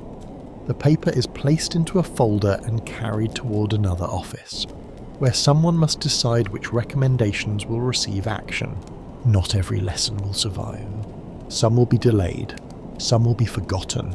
Others will settle quietly into the city's habits, waiting for the next dark sky, the next falling snow, and the next moment when careful planning matters more than confidence. You stand in New York as the last stubborn heaps of snow shrink beneath a pale January sun. They remain in sheltered corners, beside loading docks, beneath elevated tracks, and along the edges of quiet courtyards. Their surfaces are hard and dark, marked by soot, footprints, and the slow work of meltings. The city has resumed its familiar movement. Trains run beneath the streets. Buses follow their routes. Delivery trucks crowd the curbs. Office doors open on schedule. Restaurant kitchens fill with steam. People hurry again, as though speed itself can prove that nothing truly stopped them. Yet the storm remains in conversation. At breakfast counters, customers compare where they were when the snow began. In apartment hallways, neighbours retell stories of borrowed coal, shared meals, stranded relatives, and long walks through silent streets. Each account grows slightly smoother with repetition. A difficult night becomes a dramatic adventure. A miserable journey becomes heroic. A frightened mistake becomes, with enough time, a very funny misunderstanding. Memory performs its own snow removal. It pushes discomfort aside and leaves the most striking shapes behind. Newspapers publish final estimates of costs, delays, damaged property, and lost business. Officials present reports, insurance claims are filed, employers calculate missed hours, families replace broken tools and spoiled supplies. Numbers provide order, but they cannot fully describe the private weight of the event. A figure for damaged goods does not explain the grocer who watched water reach his cellar shelves. A transportation total does not capture the woman who waited through the night for someone to return home. A count of cleared streets cannot measure the relief of hearing an ambulance finally reach the door. History often prefers totals because totals fit neatly on a page. Human memory prefers moments. Records confirm that the Great Blizzard of 1947 became one of the defining winter disasters in New York City history. The storm dropped more than 2 feet of snow in Central Park within roughly 1 day. Overwhelming forecasts, transportation, emergency services, and snow removal operation. The official measurement remains impressive. The human experience was larger. Across the city, photographers preserve scenes that will outlive many spoken stories. Children sit atop drifts nearly as high as doorways. Automobiles disappear beneath smooth white roofs. Pedestrians cross avenues without fear of traffic. Workers swing shovels beneath glowing street lamps. Broadway signs blaze above streets transformed into winter paths. These images make the storm look almost magical. The camera captures beauty more easily than cold feet. You study one photograph showing a nearly empty avenue stretching between tall buildings. Snow covers the roadway from curb to curb. A few figures walk through the center, small beneath the towers. The scene feels calm. You cannot hear the wind. You cannot feel wet wool against the skin. You cannot know whether the person in the distance is enjoying the silence or trying desperately to reach home. A photograph records the surface. Imagination must supply the heartbeat. One curious footnote is that the storm entered family history through objects saved for decades. Newspaper front pages were folded into drawers. Snapshots were placed in albums. Children kept wooden sleds, cracked shovels, or handwritten notes describing days when school and work disappeared beneath the snow. An ordinary household item could become a private museum piece. A dented cooking pot might be remembered because it caught water from a leaking ceiling. A faded blanket might be recalled because 3 people shared it in an unheated room. A pair of boots might remain famous within one family because they carried their owner across half the city. Museums preserve official artifacts. Families preserve whatever happened to be nearby. As years pass, New Yorkers compare later storms with the Great Snowfall of 1947. Every severe forecast awakens an old sentence. It was nothing like that storm. Or perhaps, depending upon the storyteller, it was exactly like that storm, only worse. Whether memory is not known for modesty. Television reports eventually replace many radio bulletins. Snowplows grow larger, forecasting improves, emergency systems become more organised, communication travels faster. Still, each winter reminds the city that preparation reduces danger but cannot remove uncertainty. A forecast may be accurate. A fleet may be ready. A public warning may reach millions. Yet snow still falls one flake at a time, gathering weight through quiet repetition. Scholars continue to disagree over the best way to understand the storm's lasting meaning. Some describe it chiefly as a failure of forecasting and municipal readiness. Others view it as evidence of neighbourhood resilience, revealing how residents created informal networks when official systems struggled. A third interpretation places the event within the larger story of modern urban dependence. The more efficient a city becomes, the more vulnerable it may be when its connected systems stop. All 3 views hold part of the truth. Failure explains the paralysis. Resilience explains survival. Dependence explains why the disruption spread so quickly. You walk through Central Park where the measured snowfall entered the official record. The paths are open now. Bare branches stretch above benches. Patches of old snow remain in shaded places, slowly turning into clear water that disappears into the earth. Runners pass. Dogs pull at leashes. Children search for one last slope worth sliding down. Near a bridge, an elderly man describes the storm to a younger companion. He gestures toward the skyline and explains that the city once became almost completely still. The younger listener looks doubtful. New York is loud around them. Automobile horns sound beyond the trees. A train rumbles underground. Aircraft cross the winter sky. Silence seems impossible here. The old man smiles. That disbelief is part of the memory. The storm matters because it briefly revealed another city beneath the familiar one. A city of walkers rather than drivers. A city of neighbours calling through walls. A city measured by how far a person could carry food, medicine, or news. A city where powerful institutions became fragile and modest acts became essential. You imagine the final patches of snow slipping from the rooftops. Water runs through gutters. A last mound beside a brick wall sinks inward and breaks apart. Nothing announces the moment when the storm is truly gone. There is no ceremony. No bell rings. One morning, the streets simply contain more pavement than snow. Soon, daily concerns reclaim attention. Bills must be paid. Trains must be caught. Appointments must be kept. The extraordinary becomes a story told during later winters, especially when clouds gather and the first flakes begin to fall. Then someone looks through a window and remembers the blocked doors, the quiet avenues, the strangers offering hands, the white city beneath a dark sky. You let those images soften now. The engines fade. The shovels grow quiet. Footsteps become distant. Snow settles gently along the edges of memory, covering sharp details without erasing them. New York rests beneath the winter night, its towers standing still, its windows glowing warmly, and its millions of private stories held safely behind brick and glass. You may leave the streets now. Let the cold remain outside. Let the last snowflake drift beyond the window, turning slowly through the lamplight before joining the silent ground. The city continues without your watching. Its trains move like faint dreams beneath the earth. Its rivers pass quietly through darkness. Its rooftops shine beneath the moon. And as the great storm settles into history, you can allow your thoughts to settle too, becoming lighter, slower, and more peaceful with every breath.